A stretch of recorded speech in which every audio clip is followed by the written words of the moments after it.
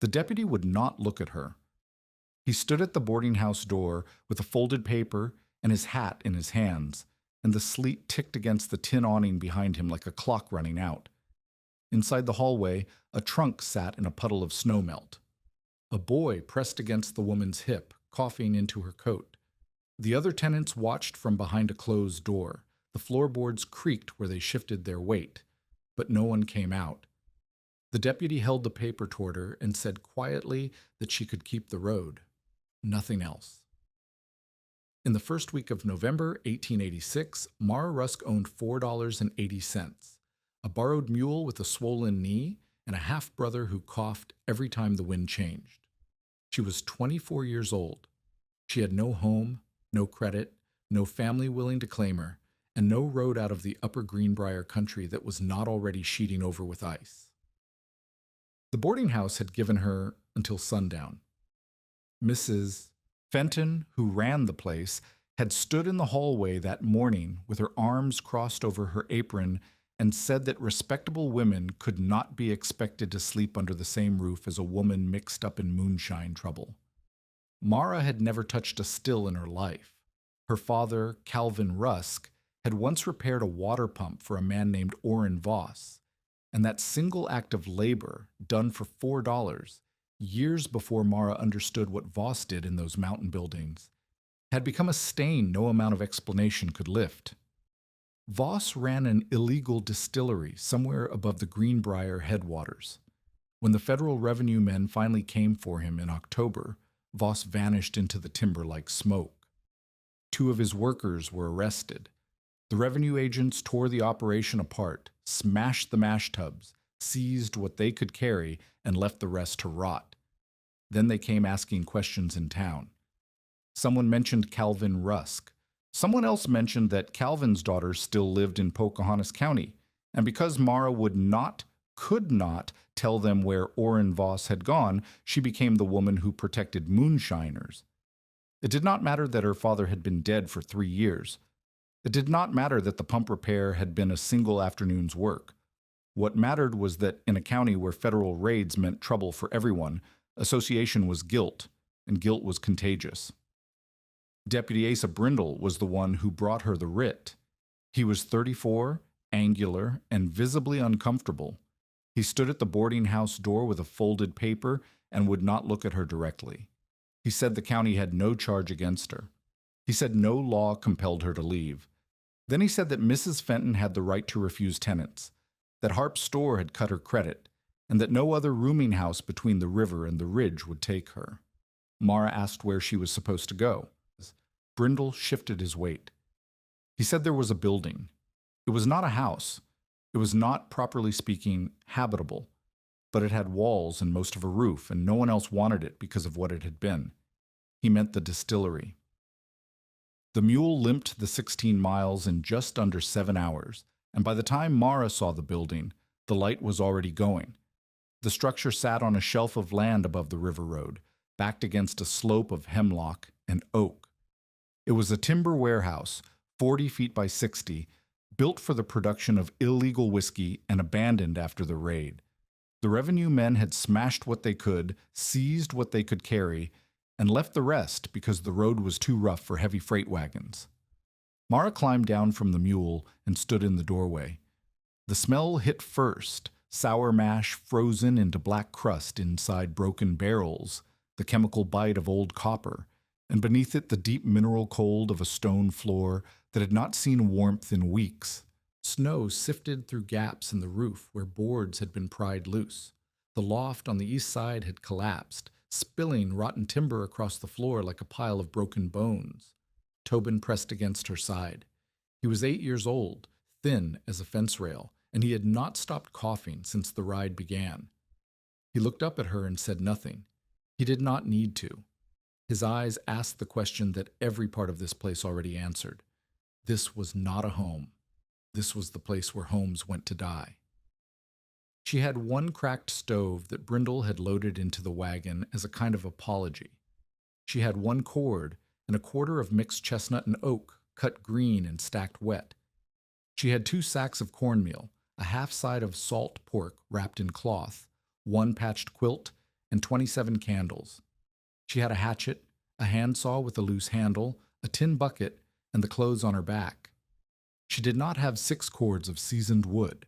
She did not have roofing material. She did not have a proper chimney, a partition wall, solder, flux, nails, rope, or money to buy any of them. The warehouse was 4 miles from the nearest occupied cabin. It was 16 miles from town. The road would ice over within weeks and stay that way until March. Mara set the stove in the corner nearest the stone firebox, where at least one wall was solid stone and might hold some heat. She fed it with the driest wood she could find. The stovepipe fit poorly into the old flue, and smoke leaked from the seam in thin gray ribbons that made Tobin cough harder. By midnight, the corner near the stove was warm enough to sleep. 10 feet away, the water in her bucket had begun to skin with ice. Ephraim Tull arrived on the 3rd morning. He was 61 years old, a former sawyer and road commissioner who had spent 4 decades measuring things that other people guessed at. He walked with a hickory cane not because his legs were bad, but because he used it to point at failures. He had buried 2 settlers after winter storms. One a man who had misjudged his firewood by half, the other a woman whose chimney fire burned her cabin to the foundation stones while she slept. And he carried those deaths like a ledger he reviewed on cold nights. He did not knock. He pushed open the warehouse door, stood in the gray light, and looked at the room the way a doctor looks at a patient he already knows will not recover. Mara watched him from the stove corner. Tobin was wrapped in the quilt on a pallet of straw she had raked together from the old horse stall behind the building. Ephraim walked the length of the warehouse. He tapped the walls with his cane. He looked up at the roof gaps. He kicked a broken mash tub aside and examined the stone firebox. He picked up a piece of fallen loft timber, tested its weight, and dropped it. Then he came back to where Mara stood. "You have a cracked stove," he said. "Your pipe does not seat. Your wood is green, and you have maybe 1 1/4 cord, which means you will burn through it in 3 weeks if you fire that stove the way you did last night. You have half a frame on the east wall where the loft fell. Your roof has 4 gaps I can see from here, and likely 2 more I cannot. The stone floor will pull heat out of this room faster than you can put it in." He paused. "This room will eat heat faster than you can cut wood," he said. "You do not have a house. You have a cold box with a roof pretending to stay on." Mara asked him what she needed. Ephraim counted on his fingers. 6 cords minimum, and that assumes you partition this room to 1/4 of its size, which you cannot do without lumber you do not have. Roof patching, you need tin, tar, or at the very least bark slabs and weight stones. A proper chimney seat for that stove, which means mortar and fire brick. A partition wall. And hands. You need at least 2 people working full days for 3 weeks to make this place survivable, and you have yourself and a boy who should be in bed. He looked at Tobin. "How long has he been coughing like that?" he asked. "Since September," Mara said. Ephraim shook his head. He said he was not a cruel man. He said he had no quarrel with her and did not believe the Moonshine gossip, but he said the numbers did not work. This building could not be made warm enough to keep a healthy man alive through January, let alone a woman and a sick child with no help and no money. He told her she should walk to the Methodist mission in Marlinton before the road closed entirely. He said they would take Tobin at least, and possibly her if she could work. Mara said she was not giving up Tobin. Ephraim said giving up was not the same as dying, and that dying was what she was choosing if she stayed. He left. His cane tapped on the frozen ground all the way to his wagon, a measured rhythm like a clock counting down. Mara stood in the doorway and watched him go. The wind moved through the hemlock. The sky was the color of old lead. Somewhere in the building behind her, the cracked stove ticked as the metal cooled. Ephraim was right about the numbers. She knew that. She could count as well as he could, and every figure came up short. The room was too large. The stove was too small. The wood was too little. The winter was too close. But he was measuring the room against the stove. He was measuring what she had against what she needed. and those numbers would never balance because she could not cut 6 cords of wood alone. She could not build a partition wall with no lumber.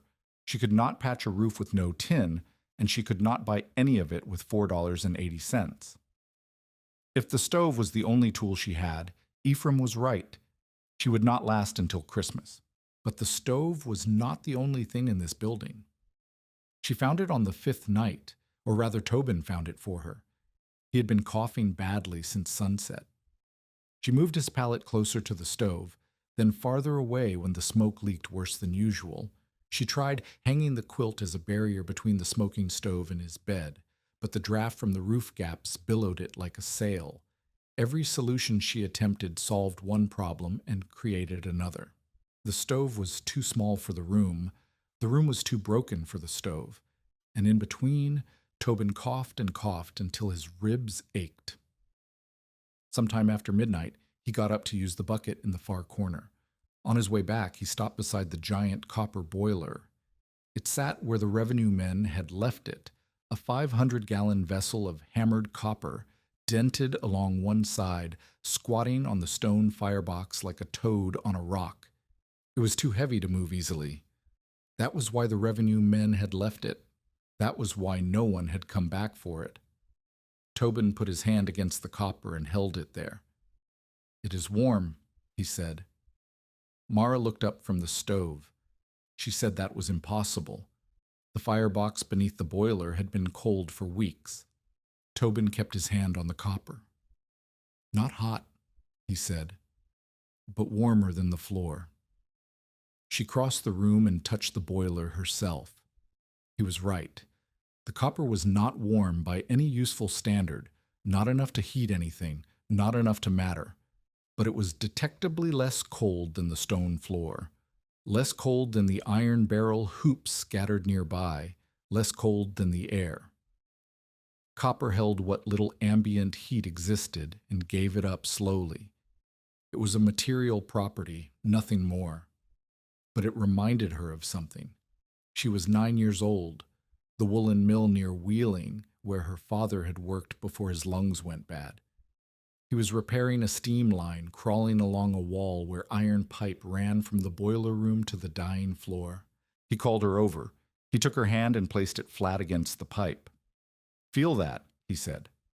The pipe was warm, not the searing heat of the boiler room, just warm, like a living thing. The boiler was 50 feet away, around a corner and through a wall, but the heat was here, traveling through iron, arriving where it was needed without fire, without smoke, without flame. Her father said something she had carried for 15 years without knowing she was carrying it. He said that heat did not have to stay where the fire was. He tied a strip of red yarn to a pipe joint and told her to watch. If the yarn moved, the joint was breathing. If it was breathing, it would eventually scream. That was how you found leaks before they found you. The memory rose in the dark warehouse like a bubble surfacing from deep water. Mara stood with her hand on the cold copper boiler and felt the shape of an idea forming. Not complete, not safe, not proven, but forming. She looked at the equipment around her. Not as wreckage, not as evidence of someone else's crime, but as material. The boiler, 500 gallons, copper, intact except for the dent and one possible pinhole near the lower seam. The worm. She had seen it the first day and ignored it, roughly 100 feet of copper tubing still coiled inside the broken condenser tub. In a working distillery, the worm carried alcohol vapor through cold water, turning it back into liquid. The copper was tarnished, mineral-crusted, and kinked in 2 places. Several solder seams had cracked, but the tube itself was whole. Iron straps, barrel hoops, brick from the collapsed flue, ash, old clay daubing from the chimney base, and the stone firebox already built beneath the boiler, designed to hold fire. The stove heated a point. 10 feet away, the heat was gone. But a pipe, a long copper pipe running across the floor, fed by a boiler full of heated water or steam, would not heat a point. It would heat a line, a surface, a distance. She did not know enough to build it safely. She knew that, Her father had repaired steam lines. He had not designed heating systems. She understood the principle: heat travels through metal, but she did not understand pressure, condensation return, proper slope, or what happens when steam meets a cold blockage in a sealed copper tube. She knew enough to see the possibility. She did not know enough to survive the attempt. But she also knew this: the stove alone would kill them. Ephraim had proved that with numbers. If the only tool in the building was the stove, Ephraim was right. The boiler was not a stove. The next morning, she began dragging the copper worm out of the condenser tub. It took her most of the day. The worm weighed more than she expected. Copper is heavy, and 100 feet of it, even in tube form, fought her at every turn. The coils had settled into the tub over months, pressed together by their own weight, and cemented in places by mineral deposits. She worked with the hatchet handle as a lever, prying each loop free, straightening what she could, marking what she could not. By afternoon, the copper lay stretched across the warehouse floor in long, low bends, like a creek frozen mid-flow. Mara knelt beside it and ran her fingers along each solder seam. Where she found cracks, she marked them with charcoal from the firebox. 3 joints cracked, one section dented enough to pinch the bore. Mineral crust inside that she could hear when she shook the tube, loose flakes rattling like gravel in a drum. She heated a short copper scrap over the stove coals and laid it across 2 stones. Within minutes, the far end was warm to the touch. Not hot, warm, enough to feel, enough to know. That was the afternoon Lydia Kessner came. Lydia was 32, a neighbor's widow who lived 4 miles east with 2 children and a milk cow she was slowly losing to mastitis. She was not cruel and not generous.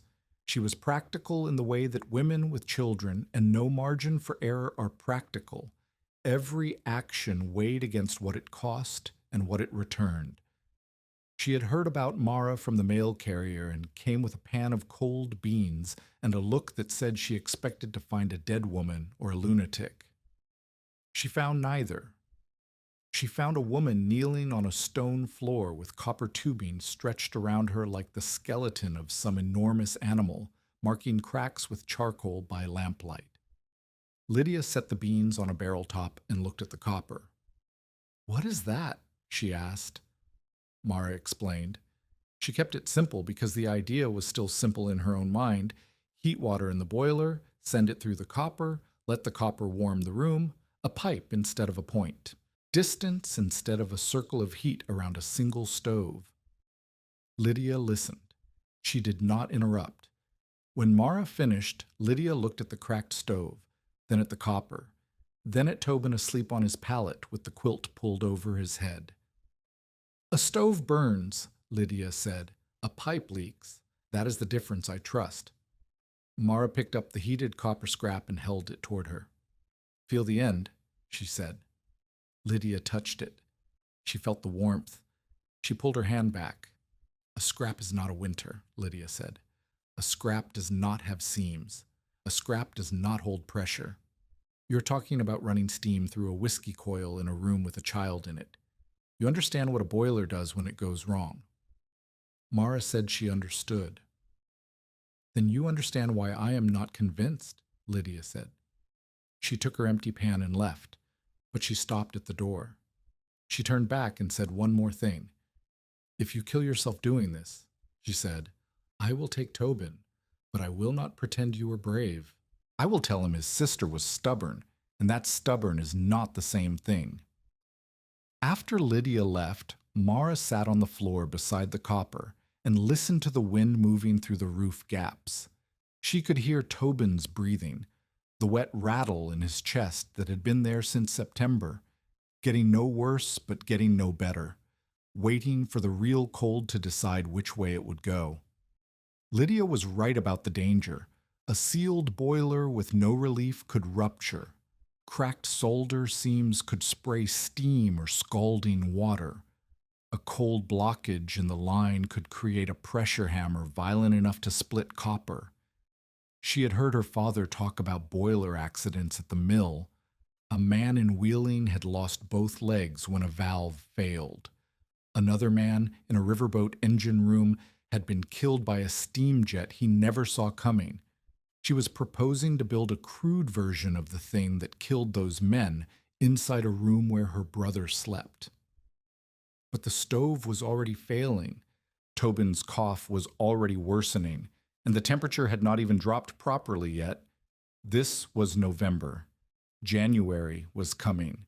January in the upper Greenbrier Mountains, where the wind came down off the ridges carrying cold that could freeze a standing creek in a single night. She did not have enough wood to survive with the stove. She had enough copper to survive without one. Maybe. The news moved faster than the cold. By the end of the week, Harp's store had the story. The men who gathered around the iron stove in the back, farmers, loggers, a traveling horse trader, the mail carrier, passed it among themselves like a jug. "That girl is fixing to warm a barn with a whiskey snake," a farmer said. Someone laughed. Someone else asked whether she planned to sleep inside the kettle. The joke had legs. Within days, Mara Rusk and her copper worm were the best entertainment the valley had seen since the revenue raid. People who had never met her had opinions. She was crazy. She was dangerous. She was going to blow herself and that boy to pieces, and someone ought to ride up there and stop her before the county had a mess to explain. Benton Harp listened to all of it and said little. He was 46, the storekeeper and informal lender for the valley, and he had his own reasons for wanting the distillery site empty. The building sat on land the county had seized. If no one claimed it, and no one occupied it, Harp could pressure the county to auction the property for unpaid taxes. He had a timber deal in mind. The hemlock stand behind the warehouse was worth more than anything inside it. But the deal required the building to be vacant and the site to be clear. Mara Rusk, living inside the building with a sick child and a growing collection of copper pipe, was a problem. Harp came on a Tuesday afternoon. He brought 2 men, not enforcers, just neighbors who owed him credit, and came when he asked. He wore his good coat and carried a ledger book, which was how Harp signaled that business was being conducted. Mara was outside scrubbing mineral crust from a section of worm with vinegar and sand when the 3 horses came up the road. She stood and waited. Her hands smelled of copper and acid. Harp dismounted and looked at the copper tubing stretched across the floor, visible through the open door. He looked at the boiler. He looked at the warehouse. He looked at Mara. He said he had come to do her a kindness. He said the copper was government-seized property and that a woman in her position could not afford more trouble with the law. He said he would take the copper off her hands, all of it, the boiler and the worm, for $2. Fair price for scrap, he said. He would handle the legal question. Mara said the copper was not scrap to her. Harp changed his tone. He said a woman living alone in a distillery was trouble waiting to gather. He said the copper from a raided still could bring revenue men back.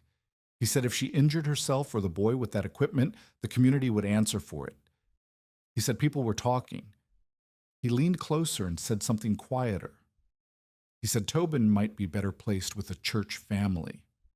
A boy with a cough like that needed proper shelter and proper people, not a sister playing house in a whiskey barn.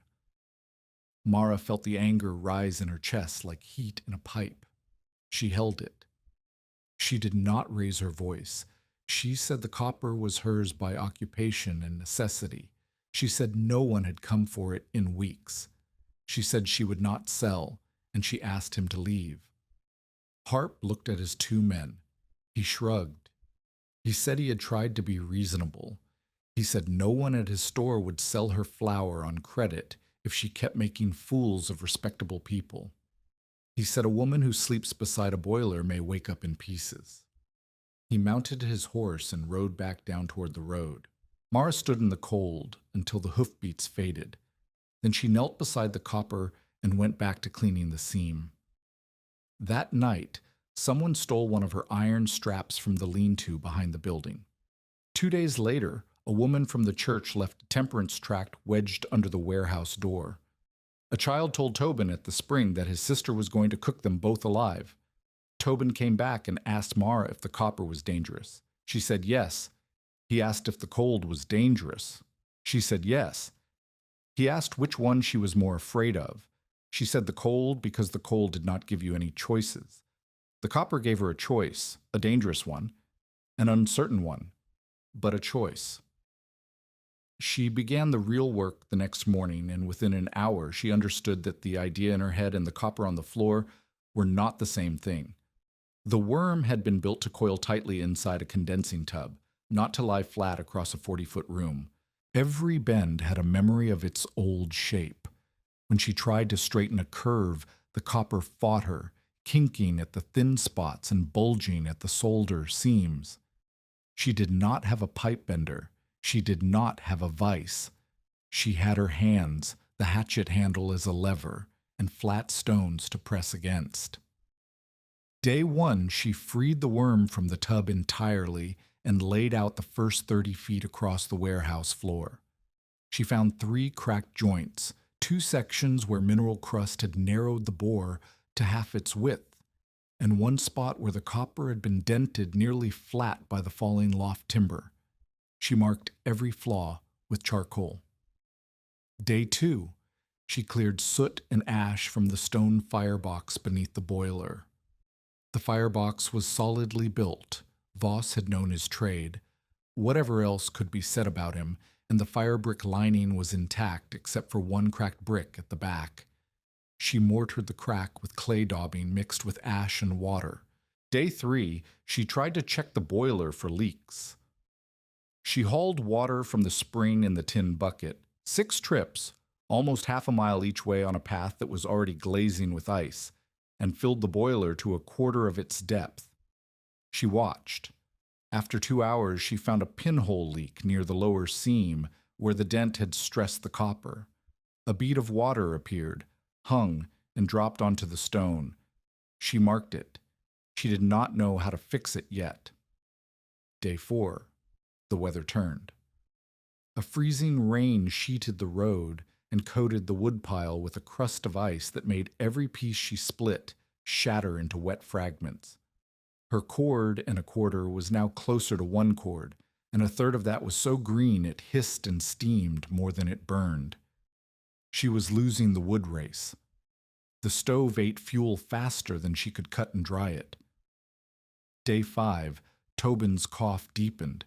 He woke at midnight with a sound like tearing cloth in his chest. Mara held him upright and felt the heat of his forehead against her palm. Not a dangerous fever yet. Not yet. She laid the next 20 feet of pipe that morning while Tobin slept. The copper stretched from the base of the boiler across the floor toward the east wall, raised on broken bricks to keep it off the wood planking. She had remembered her father saying that hot metal on dry wood was a recipe for a funeral, but the bricks were uneven and the pipe sagged between them. She did not know yet why that mattered. She would learn. 16 candles left. Woodpile shrinking. Tobin getting worse. The roof gaps letting in sleet that pooled on the floor and froze into treacherous slicks of ice. And somewhere past the ridge, the real winter was gathering itself like a fist. She had copper. She had an idea. She had a boiler full of pinholes, and a pipe full of cracks, and a child full of fever. What she did not have was anyone who could tell her whether this system would warm the room or kill everyone in it. The difference between a heating system and a boiler bomb was knowledge she did not possess. The stove was running out of wood. The worm was laid but leaking, and the cold had not even truly arrived. Mara Rusk knelt on the stone floor of a ruined distillery with copper tubing coiled around her like the shed skin of something enormous, and she understood one thing with perfect clarity. She was building a machine she did not fully understand, in a race against a winter she could not outrun. The next person through that door would decide which way the balance tipped. Rowan Bell came up the river road on the 9th day, leading a horse with a thrown shoe. He was 58 years old, black, built like a man who had spent his life working with metal, broad through the shoulders, arms roped with old muscle, hands that looked like they had been forged rather than grown. His left hand was missing the last 2 fingers, taken by a boiler room accident on the Kanawha River 12 years earlier. He wore a canvas coat patched at the elbows, and a wool hat pulled low against the wind, and he carried his tools in a leather roll strapped behind his saddle. He was a machinist. He traveled the mountain counties repairing sawmill boilers, stamp mill engines, anything that held pressure and needed a man who understood it. Some families would not hire him. Some would not feed him. Most needed him badly enough to set their opinions aside until the work was done, and then they paid him fairly and asked him to leave before dark. He had been living this way for 20 years. The horse had thrown the shoe 2 miles below the warehouse, and by the time Rowan reached the building, the animal was limping badly on frozen ground. He needed shelter for the horse and a forge, or at least a fire hot enough to reset a nail. He did not expect to find what he found. He pushed open the warehouse door and saw the copper. 100 feet of worm tubing stretched across the floor in long, low runs, raised on broken bricks, angled poorly toward the boiler on its stone firebox. Charcoal marks at every cracked seam. A woman kneeling beside a section of pipe with a tin plate of water balanced on the copper, watching to see which direction the water pooled. She was checking slope. Rowan stood in the doorway for a long time. The woman looked up. The boy on the pallet coughed.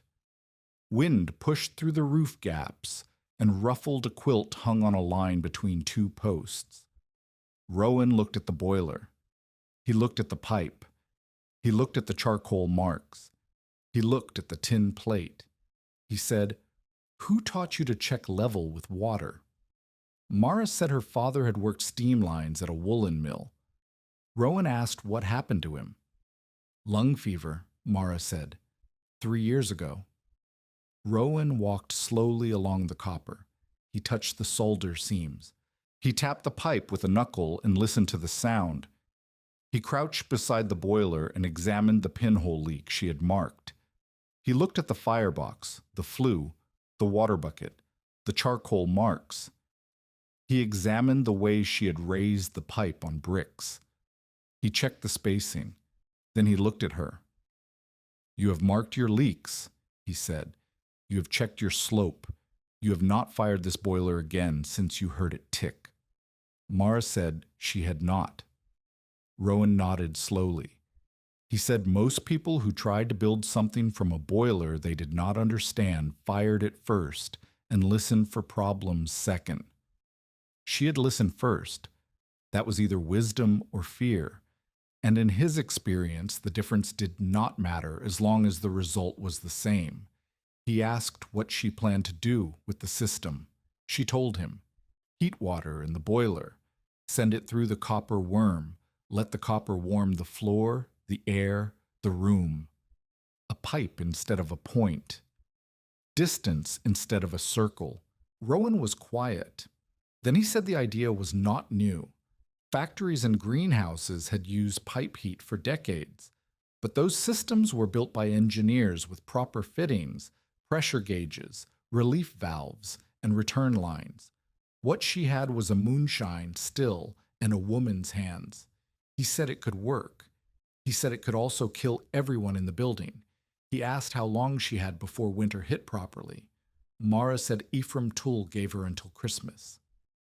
Rowan looked at the roof, the gaps, the falling temperature outside.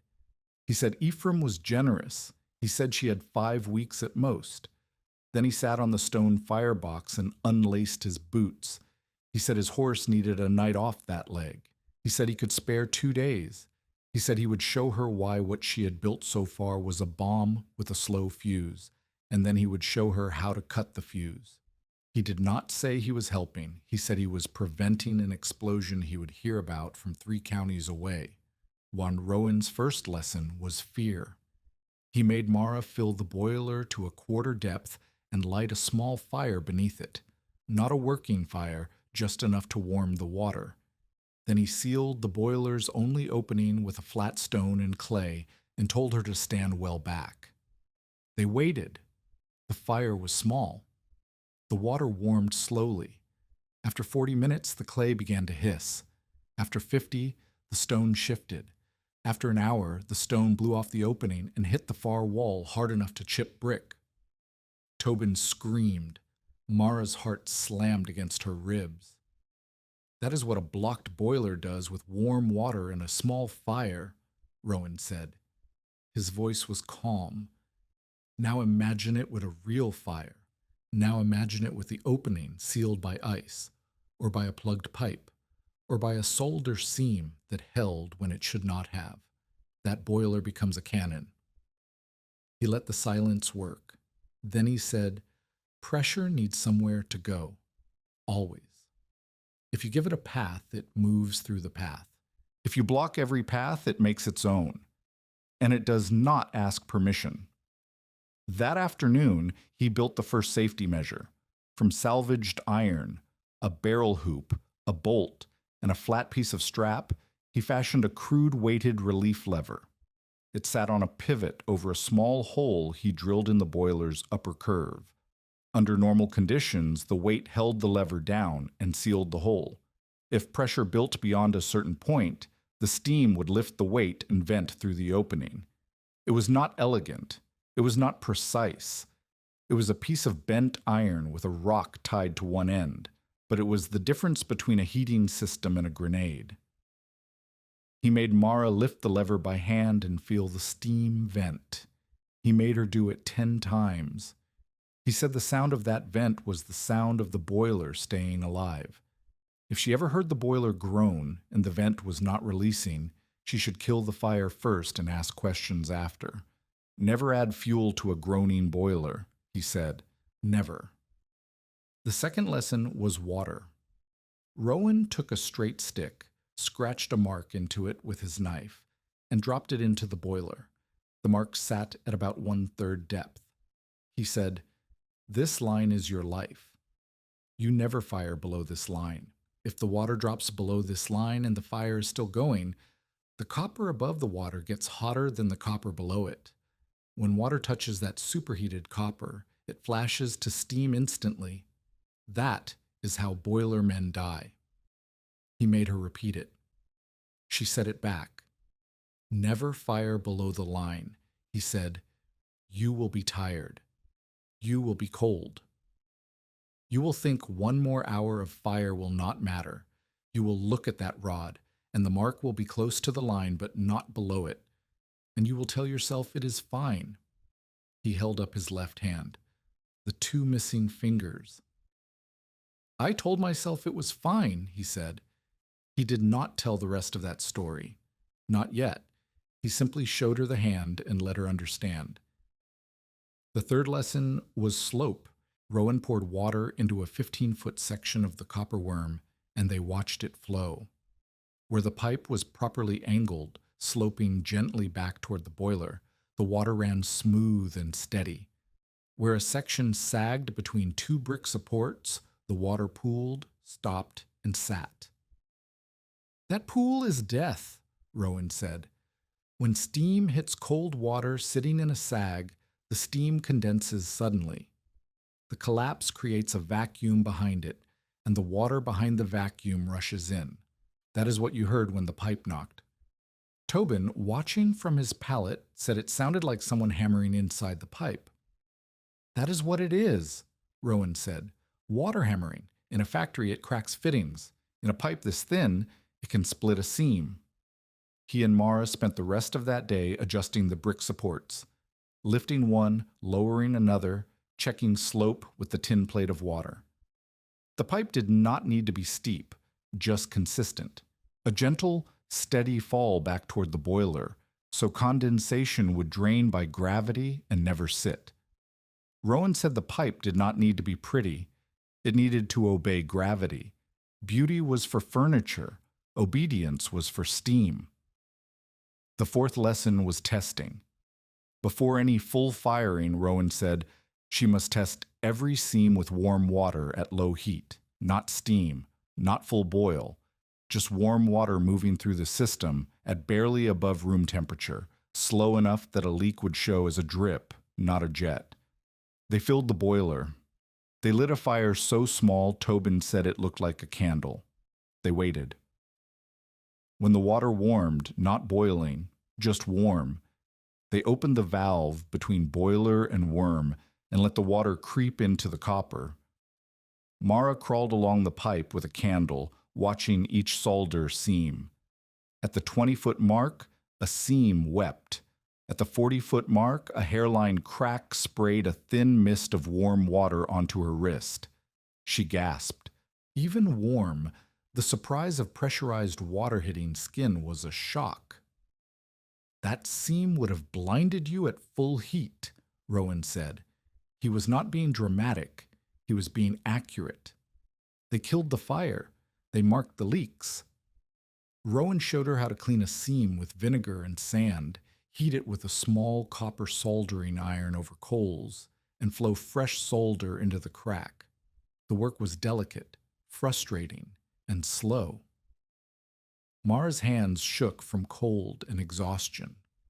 Rowan steadied the pipe while she worked. The first repair took an hour. The second took 40 minutes. By the third, her hands had found a rhythm. Rowan watched her work. He said nothing about talent or aptitude. He said the solder would hold if she had heated the joint enough and would fail if she had not, and that only the next test would tell her which. The fifth lesson was distance from combustibles. Rowan walked the pipe run and pointed at every spot where the copper passed within a foot of dry wood, floor planks, barrel staves, the collapsed loft timber Mara had not yet cleared. This copper will reach temperatures that can char wood, he said. Maybe not in the first hour, maybe not in the first day. But over a long burn, it will. And charring becomes smoldering, and smoldering becomes flame, and flame in a timber building with one door is a coffin. They spent an entire day raising the copper on brick and stone saddles, crude supports that lifted the pipe 6 inches off the floor and kept it away from anything that could burn. Mara's back screamed from lifting bricks. Her fingers bled where the rough stone edges caught skin. Tobin helped where he could, carrying small stones holding the candle, passing tools. By nightfall, the pipe ran clean across the room on a series of stone pedestals, sloped gently back toward the boiler, each solder seam tested, each sag corrected, each combustible surface cleared. It looked, Mara thought, like a road. A copper road running across the floor of a ruined building, carrying nothing yet, promising everything. The days blurred. Rowan had said 2 days. He stayed 8. He did not explain why. He did not announce a change of plans. He simply kept working. Each morning he was at the firebox before Mara woke, checking the flue, adjusting the relief lever, examining something he had noticed the night before. Each evening he sat on a barrel and ate whatever Mara could cook: cornmeal mush, salt pork, beans Lydia Kessner brought on her second visit, and said little. On the third day of his stay, Mara asked why he was still here. Rowan said his horse's leg was better. He said the sawmill he was supposed to reach could wait another week. Then he was quiet for a long time. He said he had watched a lot of men build things from boilers. Some of them were engineers. Some were fools. Some were desperate. The engineers built correctly because they knew the rules. The fools built wrongly because they ignored the rules. The desperate built wrongly because they did not know the rules existed. Mara was not a fool and not an engineer. She was desperate, but she was listening. She had marked her leaks before firing. She had checked slope with water. She had heard the boiler tick and killed the fire instead of feeding it. He said that in 30 years of boiler work, the thing that killed people was not ignorance. It was confidence. The man who thought he understood pressure was more dangerous than the man who admitted he did not. Mara admitted she did not. That was why he stayed. Meanwhile, the building fought them. On the sixth day, a solder seam they had repaired opened again and sprayed hot water across the floor. On the seventh, a sleet storm collapsed the lean-to where Mara stored her remaining wood, scattering the dwindling pile across the frozen mud and soaking half of it. They spent hours recovering what they could, stacking it inside where the stove heat might dry it. On the eighth day, Tobin hit a coughing fit behind the boiler because he was afraid that if the adults knew how bad it was, they would send him away. Mara found him with blood-flecked spit on his sleeve and said nothing. She wiped his mouth and gave him warm water and held him until the fit passed. The wood was running out faster than the system was coming together.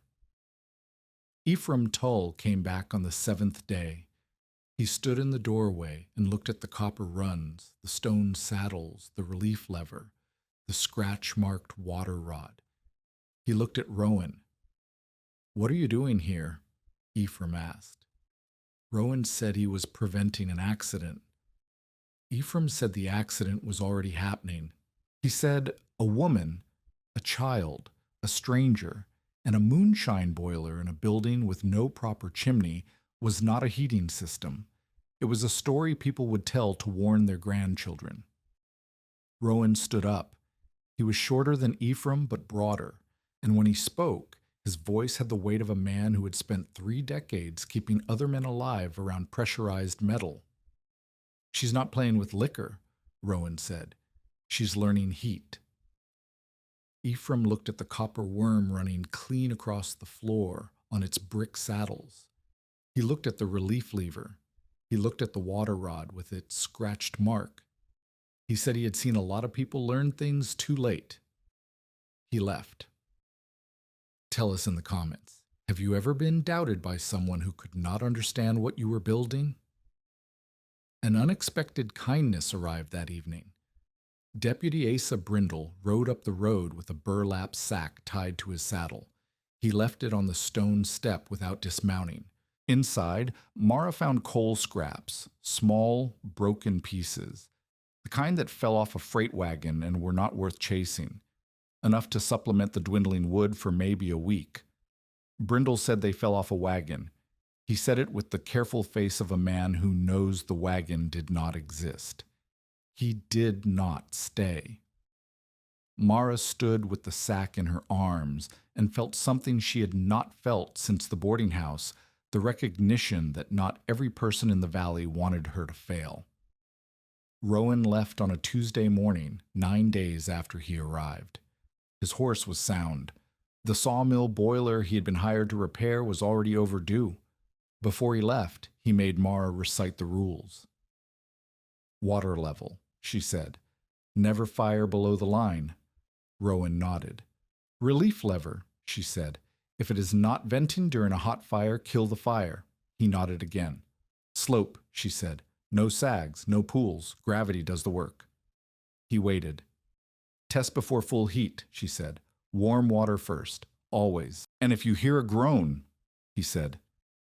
"Kill the fire," she said. "Fire first. Questions after." Rowan picked up his tool roll and slung it behind the saddle. He looked at the system, the boiler, the pipe, the stone saddles, the relief lever, the water rod. He looked at Mara. He said it would work if she followed the rules. He said it would fail if she got confident.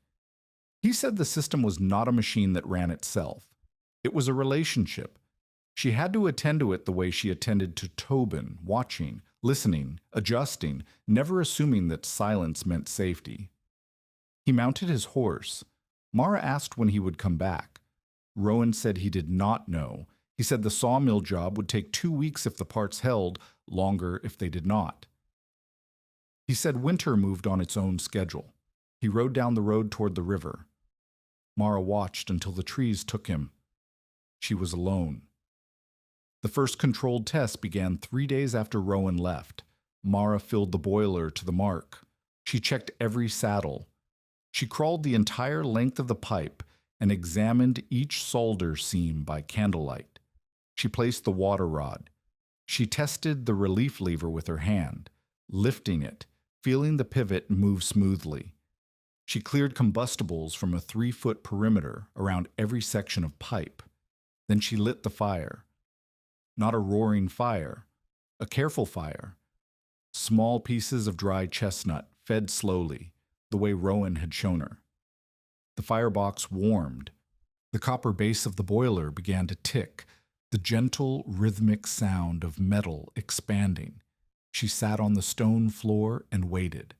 After 30 minutes, the first 10 feet of copper worm warmed. She touched it, cautious, the back of her hand first. Warm, not hot. The heat of a living animal, not a stove. After 45 minutes, something changed in the pipe. A sound, a soft rhythmic pulse, like a slow heartbeat. Condensation was beginning to form inside the worm, and the droplets were running back toward the boiler along the sloped pipe. Each pulse was a small amount of water returning. The system was breathing. After 1 hour, Mara walked to the far wall and put her hand near the copper where it made its last run before curving back toward the boiler. The wall had been freezing that morning. Now the air near the pipe was above freezing. Barely, but detectably. Tobin got out of bed and walked the length of the pipe, holding his hand above it like a boy walking beside a warm creek. He grinned. Then the knocking started. A sharp, violent bang from the middle of the pipe run, then another. Then a rapid series of blows, as if someone were inside the copper with a hammer trying to get out. Tobin screamed and ran to Mara. The pipe shuddered on its brick saddles. Mara's hands went cold. She knew what it was. Rowan had told her. Water sitting in a sag, steam hitting it, the sudden condensation creating a vacuum and a water hammer. But knowing what it was and hearing it tear through the pipe in the dark were not the same thing. She killed the fire, smothered it with ash and damp wood until the flames died to smoke. The knocking slowed, stopped. The pipe ticked as it cooled. She found the sag with the tin plate. A section near the 40-foot mark had settled overnight. One brick had shifted on the uneven floor, dropping the pipe just enough to create a low point where condensation pooled. She fixed it. She raised the brick. She checked the slope again, moving the tin plate inch by inch along the entire run. 2 hours later, she lit the fire again.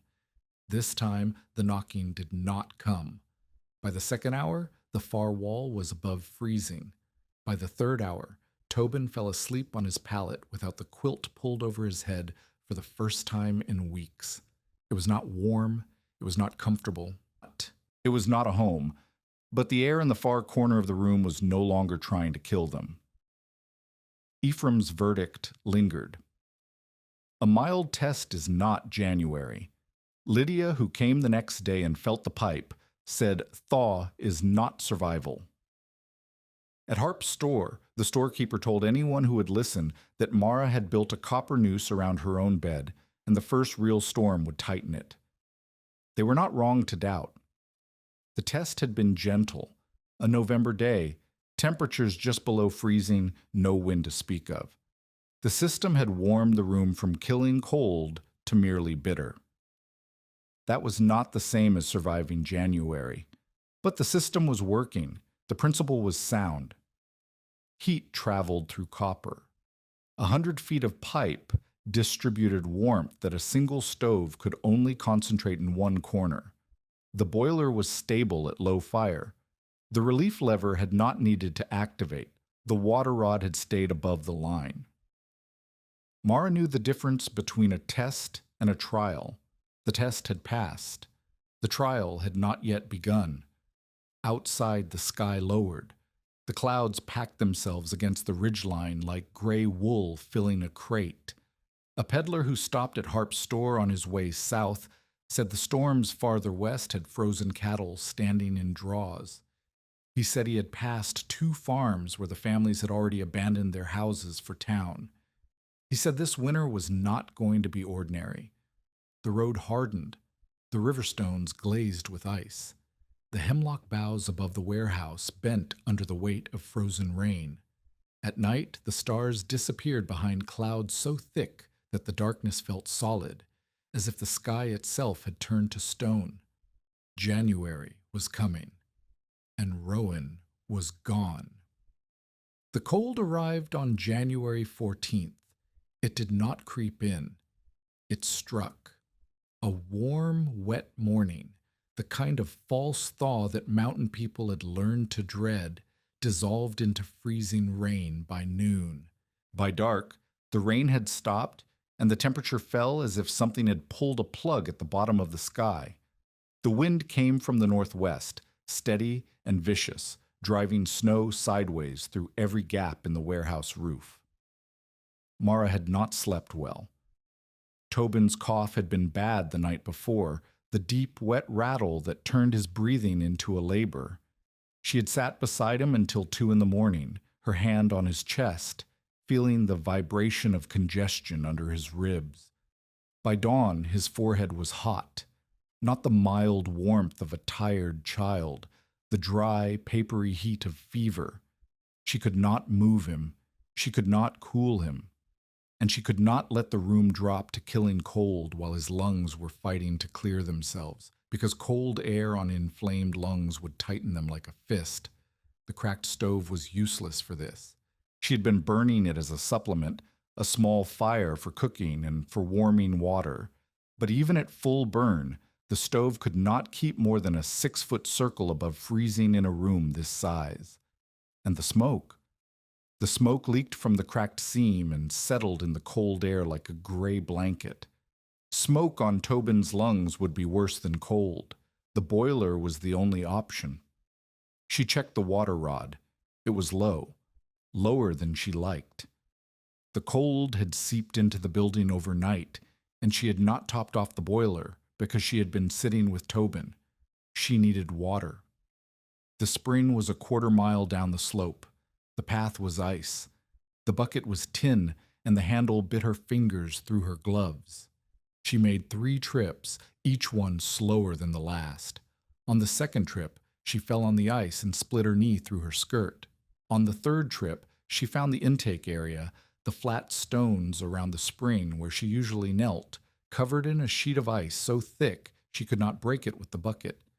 She went back for the hatchet and chopped until the ice cracked and black water welled up underneath. She filled the boiler to the mark. She checked the relief lever. It moved freely. She checked the slope, each brick saddle in place, each section of pipe angled correctly. She checked the solder seams, crawling the line with a candle, while the wind screamed through the roof gaps and drove snow into her hair. Then she lit the fire. She built it the way Rowan had taught her, small pieces first, dry wood on the bottom, the coal scraps Brindle had brought layered on top. Not a bonfire, a working fire, steady, controlled, fed every 20 minutes. The boiler began to tick. The copper expanded. The water warmed. Outside, the temperature kept falling. She could feel it in the walls. The stone radiating cold inward, the timber contracting, the gaps in the roof pulling the warm air up and out like chimneys of their own. The wind found every crack, every missing board, every place where the building skeleton showed through its skin. Tobin coughed. The sound was thick, liquid, frightening. She wrapped him tighter and moved his pallet closer to the first pipe run, where the copper was beginning to warm. An hour in, the system was working. The first 30 feet of pipe were warm to the touch. Condensation pulsed back along the slope in the steady rhythm she had come to recognize as the system breathing. Then the door burst open. Lydia Kestner stood in the doorway with snow in her hair and a child in her arms. The child was Nell, Lydia's youngest, 6 years old. She was limp, soaking wet, and barely conscious. Lydia's words came in gasps. The cow. The creek. Nell had followed the cow onto the frozen creek, and the ice had given way. Lydia had pulled her out, but Nell had been in the water for She did not know. Minutes. Too many minutes. The child was blue at the lips, and her body was shaking so hard her teeth sounded like gravel in a jar. Mara did not hesitate. She pulled Nell inside, stripped the wet clothes off her, and wrapped her in the quilt from her own bed. She placed the girl on the pallet beside Tobin, close to the warm copper run. 2 children now, one with fever, one with wet cold settling into her core. The stove could not handle this. The stove could barely handle itself. The boiler was the only thing in the building that could keep both of them alive. Mara fed the fire. She checked the water rod. She listened to the copper. The second hour passed. The system held. The pipe runs warmed. The far wall climbed above freezing.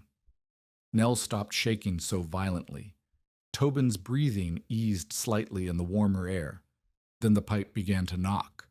Not the gentle tapping she had heard in the test. A violent, arrhythmic banging from the 60-foot section where the pipe made its turn around the old mash tub platform. The copper shuddered on its saddles. One brick shifted. Mara's stomach dropped. She crawled to the section and put her hand near the pipe without touching it.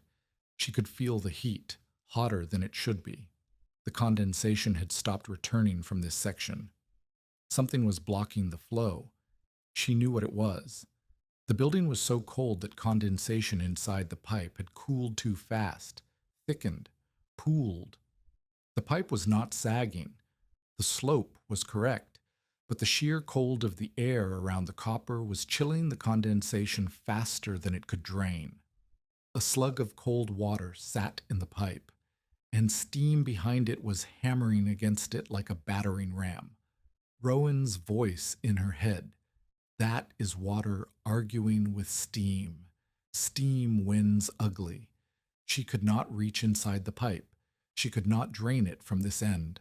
If she let the hammering continue, the solder seams at the joints would give way, and she would lose the system. She grabbed a brick and wedged it under the pipe at the high side of the blocked section, tilting the copper just enough to steepen the angle. The water inside shifted. The hammering slowed. She added another brick. The knocking became a gurgle, then a rush, then silence as the slug of condensation drained back toward the boiler. She sat on the floor with her hands shaking. The pipe warmed back to its steady heat. The third hour. The relief lever trembled. A thin hiss of steam vented from the opening, the first time the lever had activated on its own. The sound was sharp and alien in the dark room. Tobin cried out. Mara watched the lever. It hissed for 3 seconds, then settled. The pressure had built slightly as the fire strengthened, and the lever had done what Rowan designed it to do. It had breathed. She did not add fuel. She let the fire hold at its current level and waited.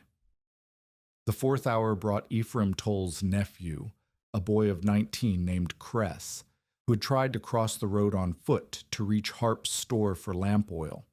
He stumbled through the door with frost-blackened fingers and boots frozen solid to his feet. His ears were white. Mara sat him near the boiler and thawed his boots with warm water she ladled from the boiler's overflow. 5 people in the building now, 2 children, 1 half-conscious, an injured young man. Lydia, who had not stopped moving since she arrived, feeding the stove boiling water, checking Nell's breathing, and Mara, who moved between the boiler and the pipe runs like a woman tending a living thing. The 5th hour. A solder seam at the 30-foot mark began to weep. Not a spray, a slow, steady drip of hot water onto the stone floor. Mara wrapped it with a strip of wet cloth and twisted wire around the joint. It was temporary. She knew it. But she could not kill the fire to make a proper repair. Not now. Not with 2 children depending on the heat. The 6th hour. Someone pounded on the door. Mara opened it. 2 men carried Brother Amos Peel between them, the circuit preacher who had condemned Mara's distillery shelter from Harp's store porch, not 3 weeks earlier. He had been walking to Harp's when the storm overtook him. They found him on the road a mile south, lying on his side, breathing but not speaking. Harp's voice came from behind the men. Harp had come with them, though he had not helped carry the preacher. He stood in the doorway and looked at the room, the copper runs, the children, the steam, the makeshift bandage on the leaking seam, and his face twisted. "You cannot take more people," Harp said. "This building is not a shelter. You do not have the supplies." "You're going to get someone killed with this contraption," Mara said. "He will die on the road." Harp said that was not her problem. Mara said, "Bring him inside." The men carried Brother Amos past Harp and laid him near the warm pipe. Lydia wrapped him in a blanket. His lips were gray. His fingers were the color of candle wax. Harp stayed in the doorway. He did not come in. He did not help, but he did not leave either. He stood there while the wind tore at his coat and the snow drove past him into the room, and Mara saw something in his face she had not seen before. He was afraid, not of the boiler, not of the copper. He was afraid because the woman he had tried to drive out, the woman whose credit he had cut, the woman whose copper he had tried to buy for $2, was the only person in the valley with a room warm enough to keep people alive, and he might need it himself before the night was over. If you are invested in this story, subscribe and stay with us, because what Mara does in the next hour decides whether that warehouse becomes a shelter or a grave, the 7th hour, the worst hour. The Oin. The fire had been burning for 7 hours. The water rod was dropping. Mara checked it by candlelight. The mark was 3 finger widths above the line Rowan had scratched. Not dangerous yet, but falling. She could not haul water from the spring in this storm. The path was buried under snow and ice. The wind would knock her off her feet before she reached the tree line. She melted snow. Bucket after bucket held over the stove until the ice turned to water, then poured carefully into the boiler through the fill opening. It was slow. Each bucket took 10 minutes to melt and yielded barely 2 gallons. The boiler needed dozens to recover what it had lost to steam and evaporation. The relief lever hissed again. Longer this time, 5 seconds, 6, 7. The boiler groaned beneath it, a low, resonant sound that vibrated through the stone firebox and into the floor. Mara felt it in her knees. The lever stuck. She saw it happen. The weight shifted on its pivot, frost on the iron, or a buildup of mineral scale from the steam, or simple metal fatigue in the cold. The lever tilted but did not open fully. The hiss became a whine. The groan in the boiler deepened. The room went silent. Lydia looked up from Nell. Cress pulled his thawed feet under himself. Even Tobin stopped coughing. Everyone in the building understood, without anyone saying a word, that something was wrong. Mara remembered. She did not think. She remembered. Rowan's voice. If the vent is not releasing, kill the fire. Fire first. Questions after. But she did not kill the fire. Not yet. She grabbed the stove hook from beside the cracked stove, a piece of bent iron with a wooden handle, and crossed to the boiler. She reached up and tapped the relief lever. Once. Twice. On the third tap, she hit it hard enough to shift the weight, and the lever popped open with a shriek of escaping steam that made the children cry. She held the lever open with the hook for 10 seconds. 15. The pressure vented. The groan faded. Then she pulled half the fire out of the firebox with the hook, dragging burning wood onto the stone floor where she stamped it out. She opened the drip jar Rowan had rigged at the lowest point of the return line and let trapped condensation run free. The boiler settled. The copper line kept warming. Mara stood with the stove hook in her hand, her knee bleeding through her skirt, her hair stuck to her face with sweat and snow melt, and she breathed. The system held. Dawn came gray and still. The storm had exhausted itself some time before first light, and the world outside was white and silent and motionless. Inside the warehouse, the copper runs ticked gently as the fire settled to a steady low burn. The relief lever sat properly on its pivot. The water rod showed the mark 3 fingers above the line, stable now holding. Mara walked the pipe. She checked every seam. The wet cloth repair at the 30-foot mark had held through the night. The slope was correct. The saddles were firm.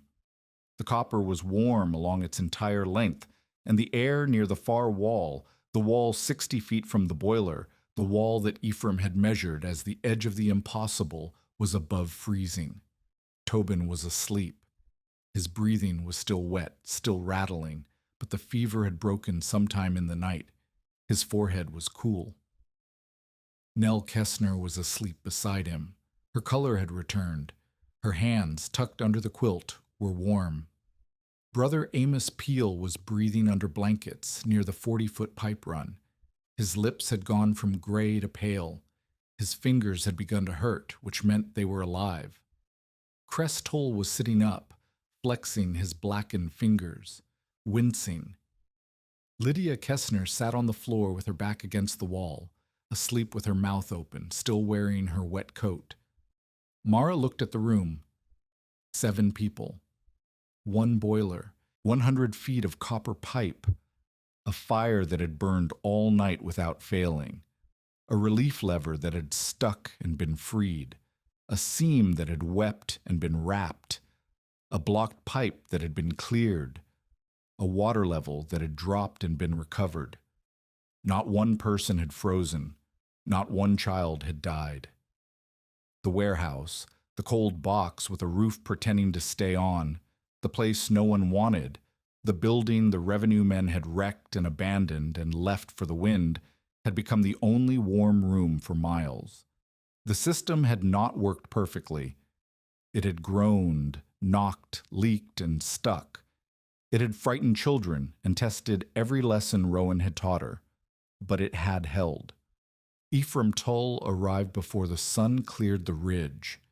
He came on foot because his wagon could not move through the drifts. He had wrapped his boots in burlap and walked the 4 miles from his cabin with his hickory cane punching holes in the snow at every step. He expected to find wreckage. He expected to find cold bodies, or at minimum a building full of smoke and a woman weeping over a cracked boiler. He had lain awake most of the night thinking about the measurements he had made in November. The room too large, the stove too small, the wood too little, and he had concluded with the grim satisfaction of a man whose numbers never lied that the storm had proved him right. He pushed open the warehouse door and stopped. The copper runs gleamed in the low morning light. Steam rose gently from the relief lever in thin wisps that dissolved before they reached the roof. Children slept on pallets arranged along the pipe runs. A woman he recognized as Lydia Kessner was heating water on the cracked stove for corn mush. Brother Amos Peel, the circuit preacher, was sitting upright against the wall with quilts around his shoulders, moving his fingers slowly, testing them. Cress, Ephraim's own nephew, was wrapping his blackened fingers in clean cloth that Mara had torn from her one spare shirt. The room was not warm the way a house with a good stove is warm. It was not comfortable, but it was above freezing along the entire length of the pipe run, and the air near the boiler was warm enough that the children had pushed their quilts aside in sleep. Ephraim walked the pipe. He did it the way he had walked the building in November, methodically, measuring with his eyes, tapping his cane against the brick saddles, bending to examine the solder seams. He touched the copper at the 10-foot mark. He touched it at the 30-foot mark. He walked to the far wall, 60 feet from the boiler, and put his palm flat against the pipe. He held it there for a long time. Then he came back to where Mara stood by the firebox.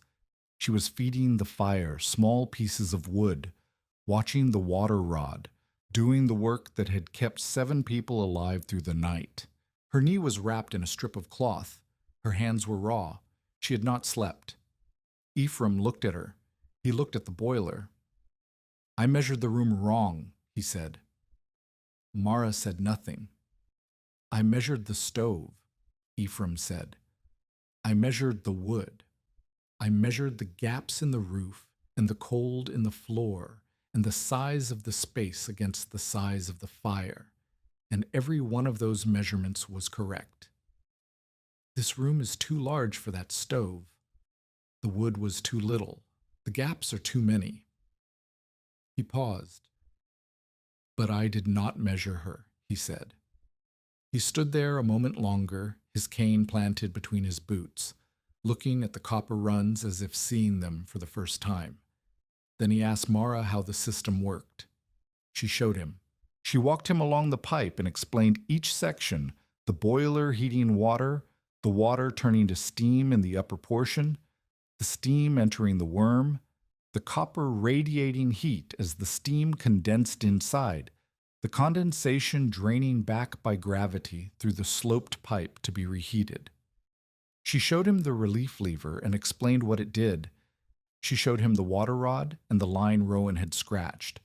She showed him the brick saddles and explained the distance from combustibles. She showed him the drip jar at the lowest point of the return. Ephraim listened the way he had listened in November, carefully, measuring every claim against his own experience. But this time, he was not measuring for failure. He was measuring for understanding. When she finished, he asked 2 questions. He asked how much wood the system consumed compared to the stove alone. Mara said less, because the fire did not need to be as large. The copper did the work of distribution, not the flame. He asked what happened when the lever stuck. Mara told him. She told him about the groan, the silence, the stove hook, the 10 seconds of venting, the half fire she pulled onto the stone floor. Ephraim nodded. He said that was the part that would have killed most people. Not the cold, not the building. The moment when the machine stopped working the way it was supposed to, and the person running it had to decide in 5 seconds whether to trust their knowledge or their fear. He said Mara had trusted her knowledge. He did not say he was sorry for doubting her. He did not need to. The measurement of his error was visible in every sleeping child along the copper runs. Word spread the way word spreads in mountain country, Ottawa, slowly, carried by the people who had been inside the building that night. Cress Tull told his uncle's neighbors. Lydia told the families along the creek. Brother Amos, who had been carried into the building half dead, told his congregation the following Sunday. He did not call it a miracle. He called it a copper pipe and a woman who paid attention, and he said that was more useful than a miracle because a miracle could not be repeated and a pipe could. Within a week, people began coming to the warehouse. Not many, not crowds. Mountain people did not crowd. They came one at a time or in pairs, a husband and wife, a father and son, a woman with a baby on her hip. They came with questions.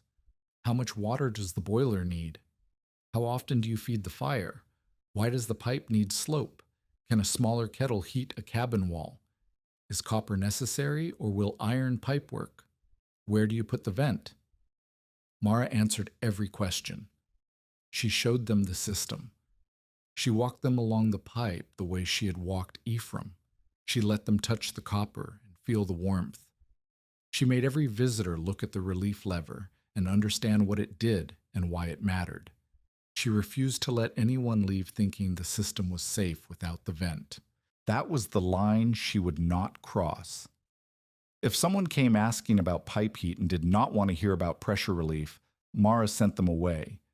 A man from the next valley over in Moxion, name of Combs, a timber cutter with large hands and a larger opinion of himself, wanted the pipe arrangement but said a vent was wasted iron, and he had no intention of fussing with weights and levers.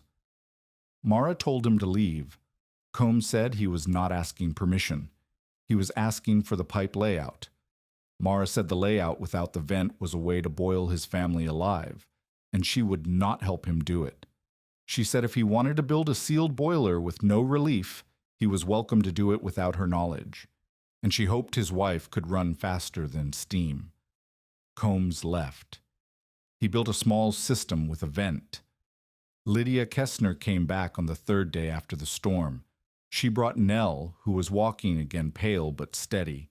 Lydia stood in the warehouse and looked at the copper runs and the children's pallets and the steady curl of steam from the relief lever, and she said nothing for a long time. Then she said she needed to ask a question, and she needed Mara not to take it as kindness. Mara waited. Lydia said her cabin was small, 12 by 16 feet, one room, one stove. The stove kept the front half warm, but the back wall, where the children slept, was cold enough to frost the inside of the logs. She said Nell's cough had started after sleeping against that wall last winter. She asked if the pipe could be run along the back wall from a wash boiler on the stove. Mara said yes. Not the full system. Lydia's cabin was too small for a 500-gallon boiler, but a simplified version. A wash kettle on the stove, a short run of copper or iron pipe along the back wall, sloped to return condensation to the kettle. No pressure to speak of, because the kettle was open-topped. Just heated water circulating through a few feet of pipe, warming the wall where the children slept. Lydia asked what it would cost. Mara said she needed 8 feet of pipe and someone to help her solder it. Lydia said she had iron pipe from a broken pump. She said she would bring it tomorrow. She looked at Mara. She did not apologize for what she had said about stubbornness. She did not take back her warning about the difference between a stove and a pipe. She said something else. She said, I would not have done what you did. I would have walked to Marlinton and given my children to the Methodists and found work and hated myself for the rest of my life. You stayed. That is not the same as being right. But it turned out to be enough. Rowan Bell came back on the first day of February. He came up the river road on the same horse, riding slowly because ice still sheeted the lower sections. He carried his tool roll and a sack of dried beans his sister had pressed on him, and a new bruise on his jaw from a sawmill foreman who had decided, after the work was done, that he had paid too much. Mara heard the horse before she saw it. She came to the door and stood there while Rowan dismounted and tied the animal and looked at the building. He looked at the copper runs through the open door. He looked at the relief lever. He looked at the scorch marks on the stone where Mara had pulled the fire. He asked what happened. She told him, all of it. The storm, Tobin's fever, Nell falling through the ice, Brother Amos carried in from the road, the blocked pipe, the stuck lever, the 7 people, and the long night. She told him about the water rod dropping and the snow she melted to refill the boiler. She told him about the wet cloth repair on the leaking seam that had held for 18 hours. She told him about Harp standing in the doorway, afraid. Rowan listened without interrupting. When she finished, he walked the pipe. He checked every saddle. He tested every seam. He examined the relief lever, the frost mark where it had stuck, the scratch from the stove hook where Mara had freed it. He checked the water rod. He looked at the scorch marks on the stone. He said the wet cloth wrap should be replaced with proper solder before the next heavy firing. He said the relief lever needed a wider pivot hole to prevent frost binding. He said the water rod should have a float marker, a piece of cork on a wire, so Mara could check the level without opening the fill port and releasing heat. Then he sat on the stone firebox and said he had heard about the night from 3 different people between here and the sawmill. He said one of them called it luck. He said one called it stubbornness. He said one called it the work of God. He said it was none of those things. He said it was a woman who followed the rules when the rules were the only things standing between her and a catastrophe. And he said the rules only worked because she had learned them not as commands, but as understanding. She knew why the water rod mattered. Not just that it mattered, and that was why she had checked it before the fire and melted snow when it dropped. He said that was the difference between a person who operates a machine and a person who understands one. Mara said she had been terrified. Rowan said that was correct. He said the night she stopped being terrified of the boiler was the night she should stop firing it. They worked together for the next 3 weeks, not teacher and student now, partners. Rowan had brought solder and flux from the sawmill supply. They replaced the wet cloth repair with a proper joint, Mara doing the soldering while Rowan held the pipe steady with his 3-fingered hand. They widened the relief lever pivot with a drill bit Rowan carried in his tool roll. They built a float marker for the water rod, a piece of cork wired to a thin stick that bobbed at the water surface and could be read through a glass jar mounted on the outside of the boiler. Mara asked Rowan how he had learned all of this. He told her. Piece by piece, over days, the way stories come out between people who are working with their hands. He had started on the Kanawha River at 19, hired as a coal passer because no one would give a black man a mechanic's position regardless of what he knew. He learned boilers by watching. He learned pressure by listening. He learned solder by stealing time at the workbench after the white mechanics went to sleep. The accident that took his fingers happened on a steamboat called the Parkersburg Mail. A cracked fitting, a jet of steam he did not see because the lamp had gone out in the engine room. 2 fingers gone before he understood what had happened. The boat's captain paid his medical bill and discharged him the same week. After that, he traveled.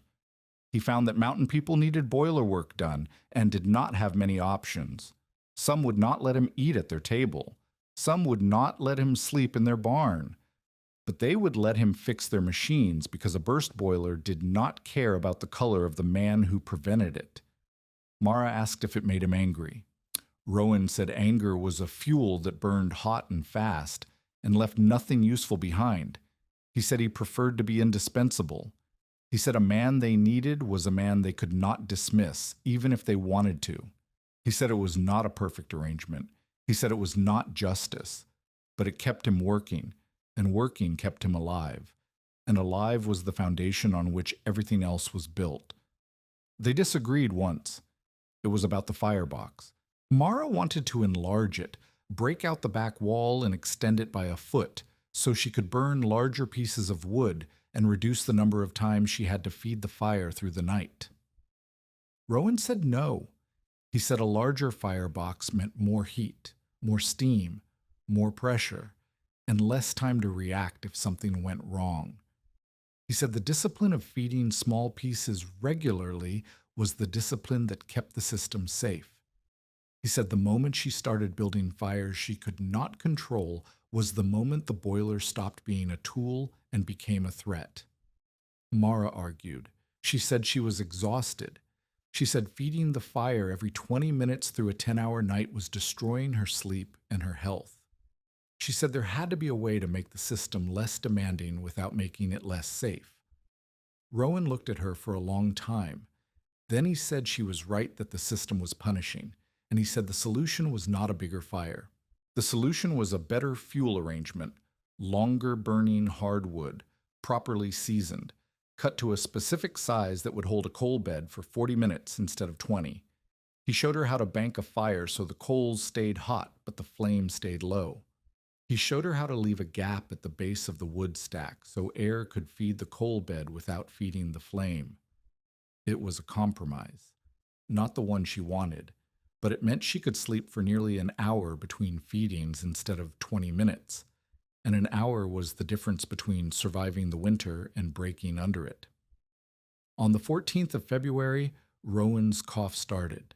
It was small at first, a clearing of the throat, a catch in his breathing when he bent to examine a solder seam. Mara noticed it the way she noticed changes in the boiler, by sound, by rhythm, by the interruption of something that had been steady. She said nothing. He said nothing. But by the 3rd day, the cough had deepened, and by the 5th, his hands shook when he held the soldering iron. He had traveled through freezing rain on the ride back from the sawmill. He had slept in a barn that was not much warmer than the road. He was 58 years old, and he had spent 30 years breathing coal smoke and steam and the metal dust of engine rooms, and his lungs had been accumulating damage the way a pipe accumulates scale, invisibly, steadily, until one day the bore is too narrow to carry what it needs to carry. Mara made him sleep near the warmest section of pipe. She fed him broth and corn mush and the dried beans he had brought. She watched him the way she watched the water rod, checking levels, looking for the line below which things became dangerous. Rowan knew what she was doing. On the 8th day, when his cough produced blood-flecked spit that he tried to hide in his handkerchief, he looked at her and said he was not a boiler. She could not fix him by checking his seams and adjusting his slope. Mara said she knew that. Rowan said he had a sister downriver. He said the sister had a warm house and a doctor within a day's ride. He said what he had was not something that got better in a warehouse, no matter how warm the copper ran. The morning he left, he sat Mara down beside the boiler and made her repeat the rules one final time. Water level, she said. Slope, she said. Relief lever, she said. Test before full heat, she said. Kill the fire first, she said. Rowan added one more. He said, teach someone else, because the system is not the copper.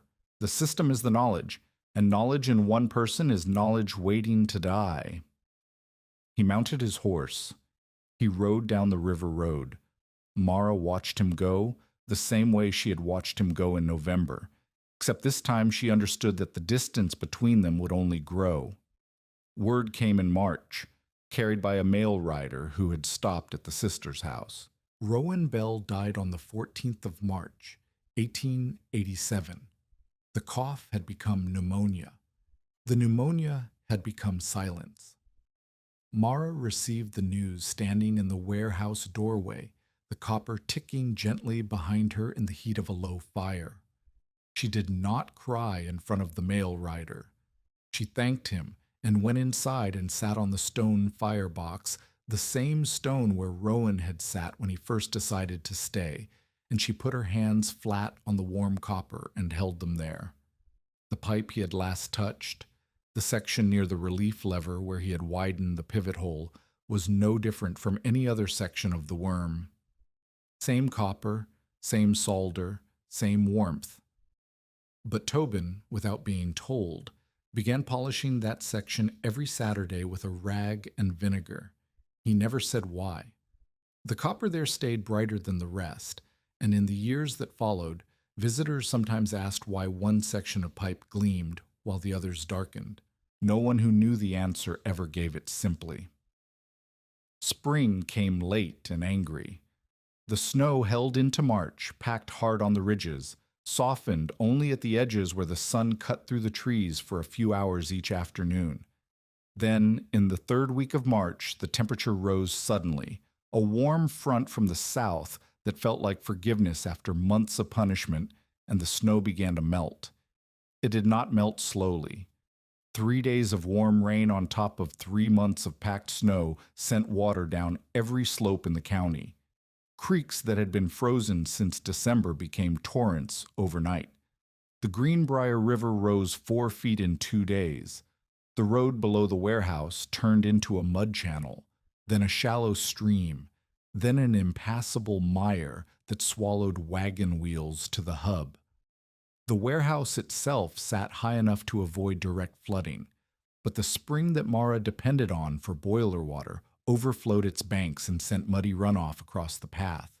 The lean-to where she stored wood, rebuilt after the November sleet storm, collapsed again under the weight of wet snow sliding off the hillside.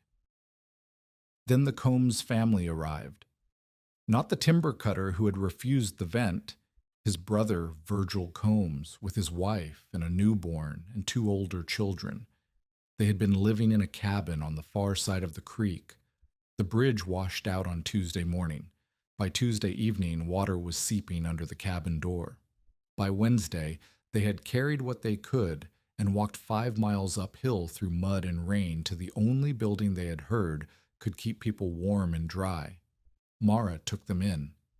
The newborn was 3 weeks old, and had been wrapped in a damp blanket for 2 days. The older children, a boy of 6 and a girl of 4, had the hollow-eyed look of children who had been carried too far in bad weather. Virgil's wife, whose name was Elspeth, said almost nothing.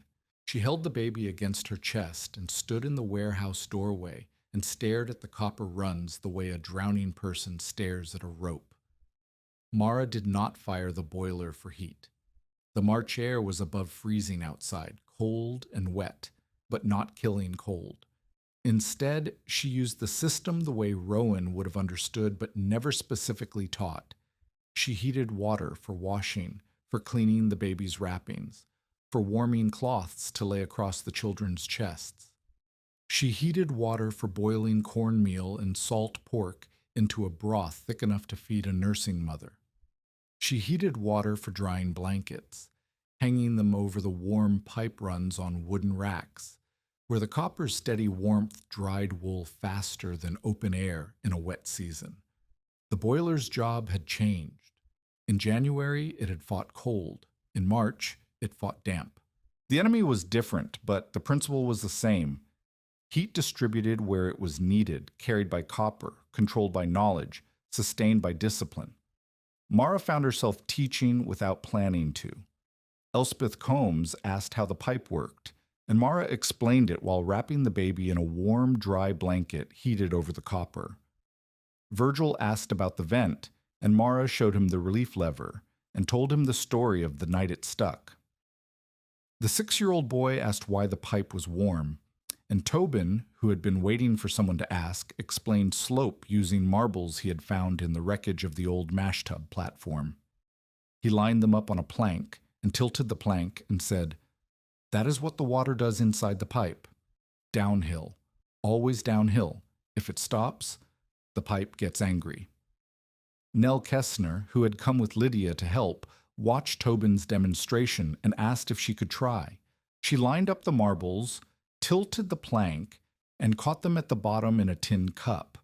She said the cup was the boiler. She said the marbles were the water coming home. Mara watched the 2 children teach each other the physics of condensation return using marbles and a plank, and she remembered Rowan's last instruction: teach someone else. Because the system is not the copper. The system is the knowledge. Benton Harp had been quiet since the night of the storm. Not silent. Harp was never silent, but quieter than usual, and the quality of his talk had changed. In January, he had mocked. In February, after word spread about the night 7 people survived in the warehouse, he had repositioned. He told men at the store that he had always said the copper might have some use. He said the problem was not the idea, but the woman, reckless, untrained, a danger to herself and others. He said if the copper were in the hands of someone responsible, meaning himself, the valley would benefit properly. No one challenged him. Harp held credit over half the families in the valley, and people who owed him money agreed with him reflexively, the way a dog agrees with the hand that feeds it. In March, Harp found a new lever. He wrote to the county seat claiming that the copper boiler and worm tubing were seized federal property from the Distillery raid, never formally released, and therefore subject to auction for the benefit of unpaid revenue claims. He did not invent this argument. It was plausible enough that the county clerk filed it and sent a notice to the property. The notice arrived in early April, carried by a postal rider who left it with Mara and rode away quickly, as if delivering bad news gave him haste. The letter said the county would hold an auction of seized apparatus and salvage materials from the former Voss Distillery site. Date, April 21st. Location, the county seat. Mara read the letter standing in the warehouse doorway. The copper ticked behind her. The relief lever let out a small puff of steam. She had survived the winter. She had kept 7 people alive on the worst night of the year. She had taught 4 families how to warm their homes more safely. She had buried her mentor in absentia and raised her brother through fever and learned a system well enough to operate it alone in the dark. and now a storekeeper who had tried to buy the copper for $2 was going to take it from her through legal procedure. If this story reminds you why preparation matters, share it with someone who needs to hear it before the next storm comes. Harp came to the warehouse 2 days later. He did not bring men this time. He came alone, on a good horse, wearing his ledger book face. He said he wanted to be reasonable. He said the auction was the county's business, not his. He said he had simply alerted the authorities to a legal irregularity, as any responsible citizen would. He said if Mara wanted to bid on the copper at auction, she was welcome to. He said the starting price would be fair. Mara asked what he considered fair. Harp said $8. Mara had $6.30. The winner had cost her the original $4.80, but Brindle's coal deliveries had saved wood she would otherwise have bought, and she had earned $2 sewing for Lydia and another $1 selling warm water laundry service to families along the creek during the flood. $6.30 was not $8, and Harp knew it. He said he would advance her the difference at interest if she preferred, through his store, of course, at his rates. Mara understood. If she accepted, she would owe Harp for the copper that was already hers in every way that mattered. And Harp's interest had a way of growing the way ice grows on a roof, slowly, then suddenly, then crushing everything beneath it.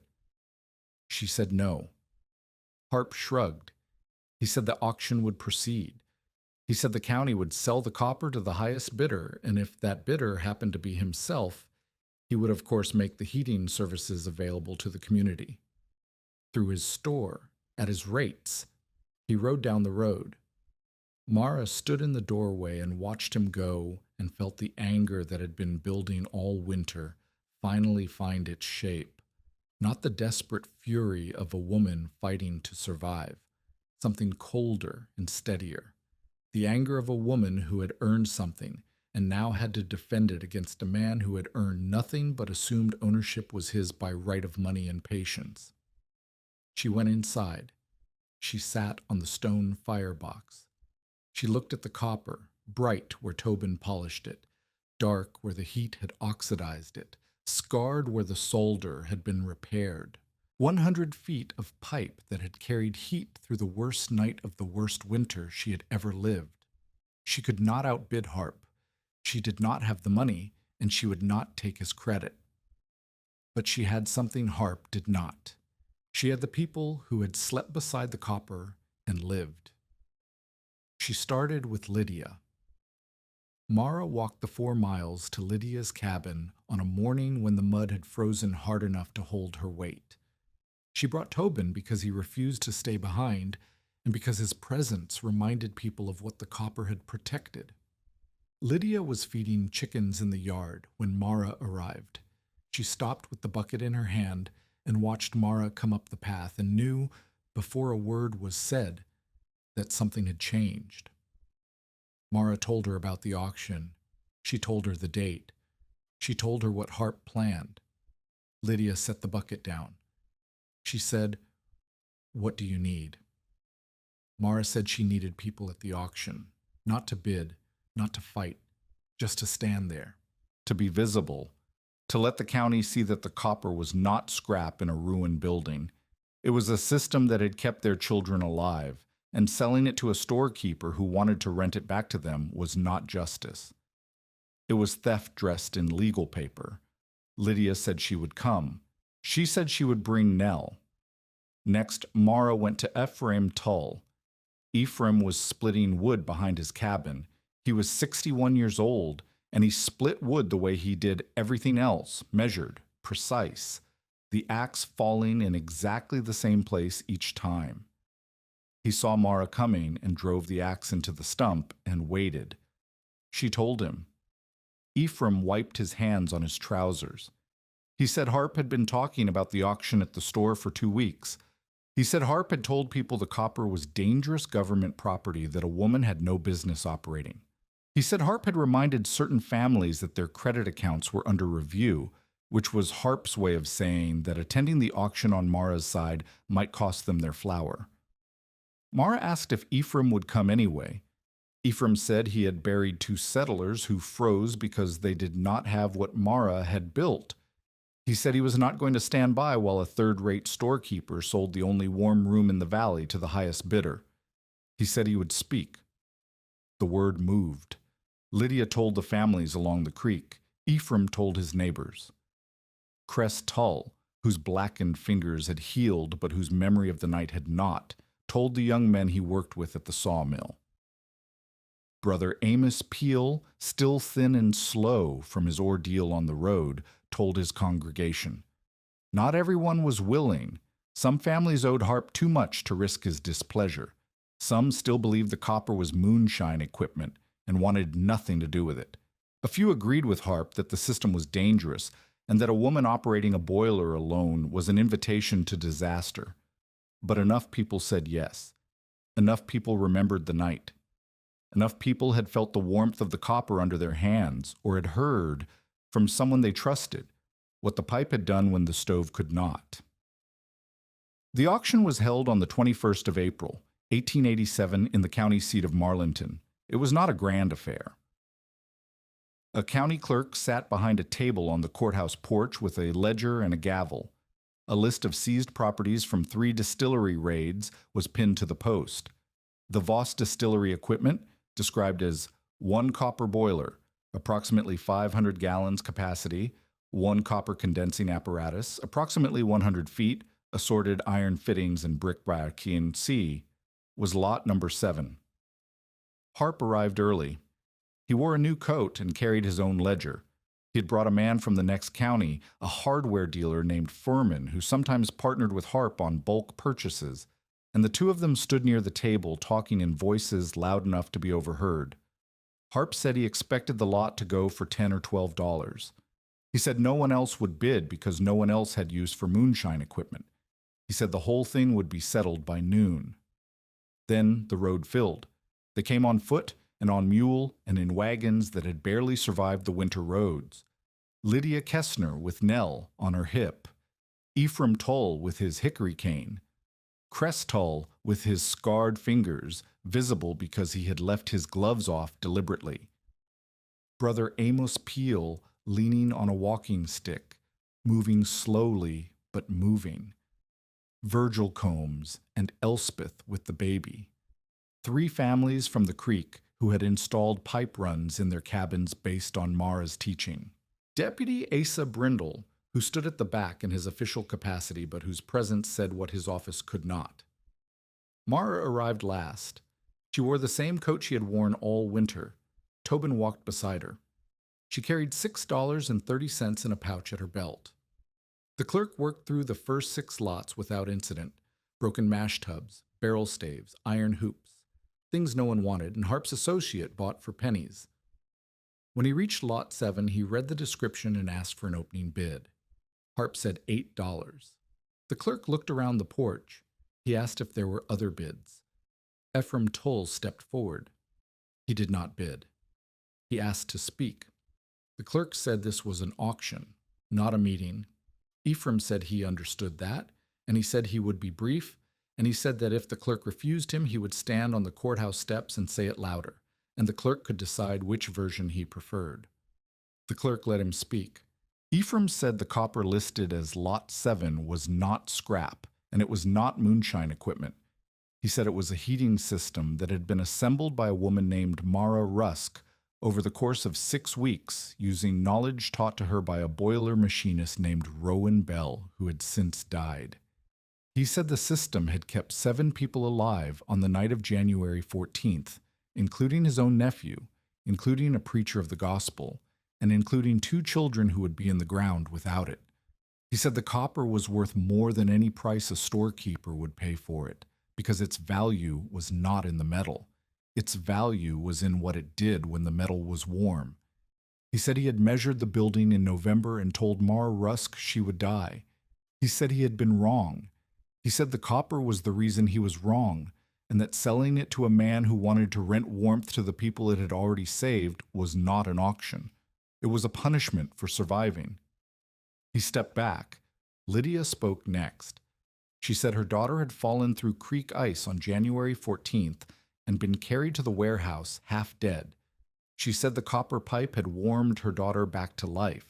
She said her daughter was standing right here, and anyone who wanted to sell the pipe that saved her could look Nell in the eye and explain why. Brother Amos spoke. His voice was thin and his hands shook, but his words were clear. He said he had condemned Mara Rusk from Harp's store porch. He said he had called her shelter cursed. He said he had been carried into that cursed shelter on the worst night of the year, and it was the reason he was standing here using the lungs God had seen fit to leave him. Crest Hull held up his hands. He did not need to speak. The blackened fingers spoke for him. Harp stood with his ledger and his new coat and his associate from the next county, and watched the porch fill with people who had survived the winter because of a copper pipe he had tried to buy for $2. His face did not change. His posture did not soften. But something shifted behind his eyes, the calculation of a man who understood leverage better than anyone in the valley, recognizing that the leverage had moved. He could buy the copper. He had the money. The clerk would accept his bid. But buying it now, in front of these people after these speeches, would make him an enemy of every family that had spoken, and Benton Harp had not built his position by making enemies he could not afford. He made enemies he could profit from. These were not those people. The clerk asked again if there were other bids. Mara said $6.30. The clerk looked at Harp. Harp closed his ledger. He said he withdrew his bid. He said he had never intended to deprive the community of a useful apparatus. He said he had simply wanted to ensure that government property was handled properly, as any responsible citizen would. He said he wished Miss Rusk well. He mounted his horse and rode back toward his store. He did not look at Mara as he passed. The clerk struck the gavel. Lot 7 sold, $6.30. The copper boiler, the worm, the iron fittings, and the brick, all of it, legally and permanently, belonged to Mara Rusk. Ephraim leaned on his cane and said, quietly enough that only Mara heard, that $6.30 was the most expensive piece of copper in Pocahontas County. Mara said it was the cheapest, if you counted what it bought. Harp did not vanish from the story. He was too embedded in the valley's economy for that. He still ran the store. He still held credit accounts. He still spoke with the authority of a man who controlled the flow of flour and nails and lamp oil. But something had cracked. Not his power, his certainty. For the first time in years, a group of people had stood together in public and said no to him, and the reason they had found the courage was a 24-year-old woman with copper pipe and a dead man's teaching. In May, Harp did something no one expected. He sent a boy to the warehouse with a message. The message said that if Mara wanted to sell solder and flux and small copper fittings through his store, he would stock them at cost and take no commission. He said families were asking for pipe supplies and he did not have a supplier. Mara sent the boy back with a one-word answer. Yes, it was not forgiveness. It was not partnership. It was Harp understanding that the current had changed direction and that a man who stood against the current drowned, but a man who turned with it could still navigate. Mara did not trust him. She never would. But she let him sell pipe fittings because the families needed pipe fittings, and denying them access to materials because she disliked the merchant would make her the same kind of person Harp was, someone who used control of resources as a weapon. The summer of 1887 was the first season Mara spent in the warehouse without fear. The boiler sat quiet through the warm months. She drained it, cleaned it, inspected every seam. She replaced 2 sections of worm that had thinned from the winter's hard use. She rebuilt the brick saddles with better stone, flat pieces she hauled from the creek bed, and fitted so precisely that Ephraim, visiting in June, said she was becoming a mason whether she intended to or not. She taught. That was the word for what she did, though she would not have used it. She showed. She demonstrated. She walked people through the system the way Rowan had walked her through it, step by step, with patience for questions and no patience for shortcuts. 3 families built small systems that summer, using wash boilers and short pipe runs to warm single walls or sleeping areas. Mara supervised every installation. She refused to sign off on any system that lacked a vent. She made every builder repeat the rules: water level, slope, relief, test before full heat, kill the fire first. 2 of the 3 systems worked well through the following winter. The third had problems: a sagging pipe that the owner refused to fix because it meant tearing out a section of wall, and Mara went to the cabin personally, in December in snow, to adjust the slope and lecture the man so thoroughly that his wife said afterward that she was more afraid of Mara Rusk than of the boiler. Tobin grew. He had turned 9 in March, and the winter had changed him in ways that were visible to anyone who looked. He was still thin, still prone to coughing in damp weather, but the hollowed-out fear that had lived behind his eyes since the boarding house was gone. He moved through the warehouse with ownership, checking the water rod in the morning, polishing the pipe section near the relief lever on Saturdays, explaining slope to any visitor who asked with the seriousness of a professor and the enthusiasm of a child who had discovered that the world operated on rules he could understand. He told Mara he wanted to learn machining. She said they would find a way. Deputy Asa Brindle continued to appear. His appearances had a pattern that Mara noticed before she admitted to herself that she was noticing. He came every 10 days. He brought something each time, not charity, but practical items delivered with the careful justification of a man who did not want to be seen as courting. A sack of coal that fell off a wagon, a box of nails that the county had surplus of, a book of figures for Tobin that someone had donated to the school and then undonated when the school closed for winter. He stayed longer each time. In January, he had stayed 10 minutes. By May, he stayed an hour. By August, he was helping Mara rebuild the lean-to with proper timber framing, and the 2 of them worked in a rhythm that required no discussion. He held, she nailed, he measured, she cut, and the silences between tasks were comfortable rather than empty. Mara did not think of it as courtship. She thought of it as a man who showed up and did useful work and did not ask for credit. That was, she had come to understand, the rarest thing in the valley. One evening in September, Brindle sat on the stone step outside the warehouse while Mara banked the cooking fire. Tobin was inside, drawing pipe layouts on a piece of slate Ephraim had given him. Brindle asked whether Mara planned to stay in the warehouse. She said she did. He asked whether she thought of it as a home or as a workshop. She said both. He asked whether she wanted the roof repaired as a public shelter or as a private home. She looked at him. He looked at the ground. The evening light caught the ridgeline and turned the hemlock gold. Both, she said. He nodded. He said he could get lumber through the county at cost if the building was registered as a public warming shelter.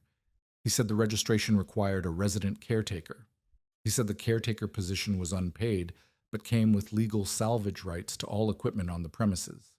Mara said that was very convenient. Brindle said he had spent 3 months working on the paperwork. She laughed. It was the first time she had laughed since Rowan died, and the sound surprised her, rough and unpracticed, like a hinge that had not been opened in months. Brindle did not propose that night. He was not the kind of man who proposed. He was the kind of man who showed up with lumber and paperwork and waited until the woman he admired told him what to build. They married in the spring of 1888 in the warehouse, with the copper pipes ticking gently in the warmth of a low fire. Ephraim stood as witness. Lydia brought a cake. Tobin polished every inch of the copper that morning and stood beside the boiler during the ceremony with the proprietary air of a boy who considered himself co-owner of everything in the building. The years that followed were not a story of triumph. They were a story of work. Mara and Asa turned the warehouse into something that was neither fully a home nor fully a public building, but operated as both. A repair shop during the warm months, where Mara fixed pipe fittings and taught heating basics to anyone who asked, and a warming shelter during the coldest weeks of winter, when families whose stoves failed or whose cabins could not hold the cold came to sleep beside the copper runs. The 500-gallon boiler stayed in place. Newer, smaller stoves were added over the years, iron stoves that could heat the living quarters Mara and Asa built in the warehouse's west end, behind a proper partition wall that Ephraim helped frame. But the boiler remained because it could do what no stove could: heat the entire building evenly during the worst weather, distributing warmth along 100 feet of copper to the farthest corners where children slept. Mara never stopped teaching. The principle spread not as a system people copied exactly, but as an idea they adapted. Pipe coils behind sleeping walls. Heated water runs from wash boilers. Better stove placement informed by the understanding that heat traveled and could be guided. Safer boiler vents on every system. Because Mara's reputation for refusing to help anyone who sealed a boiler without relief had become valley law. Families would repeat her rules the way they repeated scripture, not because they understood the physics fully, but because the woman who had survived the January night had said them, and what she said about heat had the weight of a testament written in copper. By 1890, at least 8 families in 3 mountain valleys had installed some version of a pipe heat system. Not all of them worked perfectly. Not all of them were safe. But the death rate from winter exposure in the upper valley dropped, and people who had once heated a single corner of a cabin now warmed the wall where their children slept, and the children lived, and that was the count that mattered. Tobin became a machinist's apprentice at 15, traveling to Wheeling, the same city where his father had worked steam lines at the woolen mill, to learn the trade. He returned to the valley at 22, with a set of tools better than anything Rowan had carried, and a knowledge of pressure systems that made Mara proud and slightly nervous, because he had the confidence that Rowan had warned her about, the confidence that forgot to be afraid. She told him what Rowan had told her. The night you stop being terrified of the boiler is the night you should stop firing it. Tobin said he understood. Whether he did or not would be his own story. Mara and Asa had 2 children of their own, a girl born in 1889 and a boy born in 1891. The girl learned the boiler system before she learned to read. The boy preferred horses and wanted nothing to do with copper, which Mara accepted with the grace of a woman who understood that knowledge could be offered but not forced. Nell Kestner survived. She grew up in Lydia's cabin with the warm wall pipe that Mara had installed, and she became, in her own time, a school teacher in the valley. She taught arithmetic and reading and basic science, and when she explained heat transfer to her students, she used marbles on a tilted plank, the way Tobin had taught her in the warehouse during the spring flood of 1887. Lydia Kestner lived until 1903. She never called Mara brave. She never took back the word stubborn, but she referred to the pipe behind her children's sleeping wall as Mara's wall, and when visitors asked about it, Lydia told the whole story. The still, the storm, the 7 people, the night the lever stuck, with the precision of a woman who believed that facts were more impressive than praise. Ephraim Toll died in 1895. He was 70 years old. His last act of measurement, according to Kress, was to check the level of his water glass on his bedside table and announce that it was 3/4 empty, which was either pessimism or accuracy depending on your philosophy. Mara attended the funeral and stood at the back and said nothing, because Ephraim had never needed words to know what she thought of him, and she did not need words to say it now. Benton Harp continued to operate the store until 1900. He never apologized. He never acknowledged what he had attempted. But he stocked pipe fittings at cost for 13 years, and when he finally sold the store and moved to a lower county, he left a note for the new owner that said, among other things, keep the copper supplies. The Rusk woman's people will come for them. It was the closest Harp ever came to concession, and Mara, when she heard about it, said it was exactly as much grace as she expected from him, enough to be useful, not enough to be admirable. Rowan Bell's relief lever hung above the workbench in the warehouse for 30 years. Mara never replaced it. Better levers were made. Tobin designed one with a precision weight and a brass pivot that worked more smoothly than anything Rowan could have built with barrel hoops and salvaged iron. But the original lever stayed on the wall, the crude bent metal with the rock tied to one end, the thing that had saved 7 lives when it stuck and was freed with a stove hook in the dark. Visitors sometimes asked about it. Mara said it was a reminder that the first version of a thing did not have to be beautiful to work. She said beauty was for furniture. She said obedience was for steam. She was quoting Rowan. She always was. In old age, Mara refused to let anyone polish the boiler to a shine. Tobin wanted to restore it, strip the oxidation, repair the dent, make it look like new copper fresh from a foundry. Mara said no. She said people should see the dents.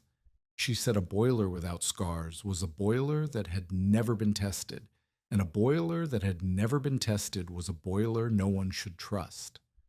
The last winter of her life, Mara sat beside the warm pipe in the warehouse, the same pipe, the same copper, darkened now to a deep brown, except for the one bright section near the relief lever that Tobin had polished every Saturday for 30 years. The stove in the living quarters was lit. The boiler was banked low, just enough to keep the pipe runs warm through the building. Outside, the wind moved through the hemlock the same way it had moved in November of 1886, when she had first heard it from the doorway of a building she did not yet understand. A young mother had come to ask about pipe heat. She had a new cabin and a cold back wall, and a baby who cried through the night because the blankets were never warm enough. Mara did not stand. Her knees would not allow it anymore, but she reached out and took the young woman's hand and placed it flat against the copper pipe, the way her father had placed her hand against the iron pipe in the woolen mill 35 years before. "Feel that," Mara said. The young woman felt the warmth, steady even, carried from the boiler through 100 feet of copper, arriving at the far wall as gently as if the fire itself had walked there. "Heat travels," Mara said, "if you give it a road."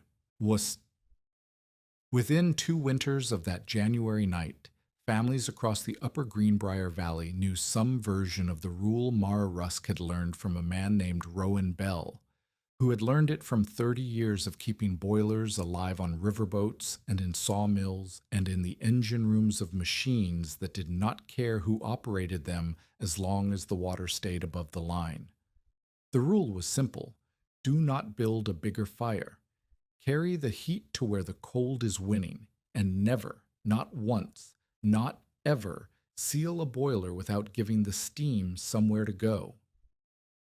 Mara Rusk lived out her later years in the repaired warehouse, half home and half workshop, with the 500-gallon copper boiler still squatting on its stone firebox like a monument to the winter it had outlasted. She kept it in service even after newer stoves could have replaced it, not because it was needed every day, but because every autumn, when the first cold came down off the ridges, someone in the valley remembered the night, and someone else asked to hear the story again, and the boiler sat there, dented, scarred, warm, and answered the question before it was asked. "That girl is fixing to warm a barn with a whiskey snake." That was what they said at Harp's store in November of 1886, while Mara Rusk knelt on a frozen floor and stretched copper tubing across a room that no one believed could be heated and no one expected her to survive. They laughed because the idea was ridiculous. They laughed because the woman was alone. They laughed because moonshine equipment was for making liquor, not for keeping children alive. In the closing image, the same copper worm that had lain on that floor in ridicule ran clean and raised along brick saddles, darkened with years of service, warm under the hands of children who had never seen the night it first hissed alive. Outside, the mountain wind moved through the pines. Inside, the far corner stayed warm. The fire stayed in one place.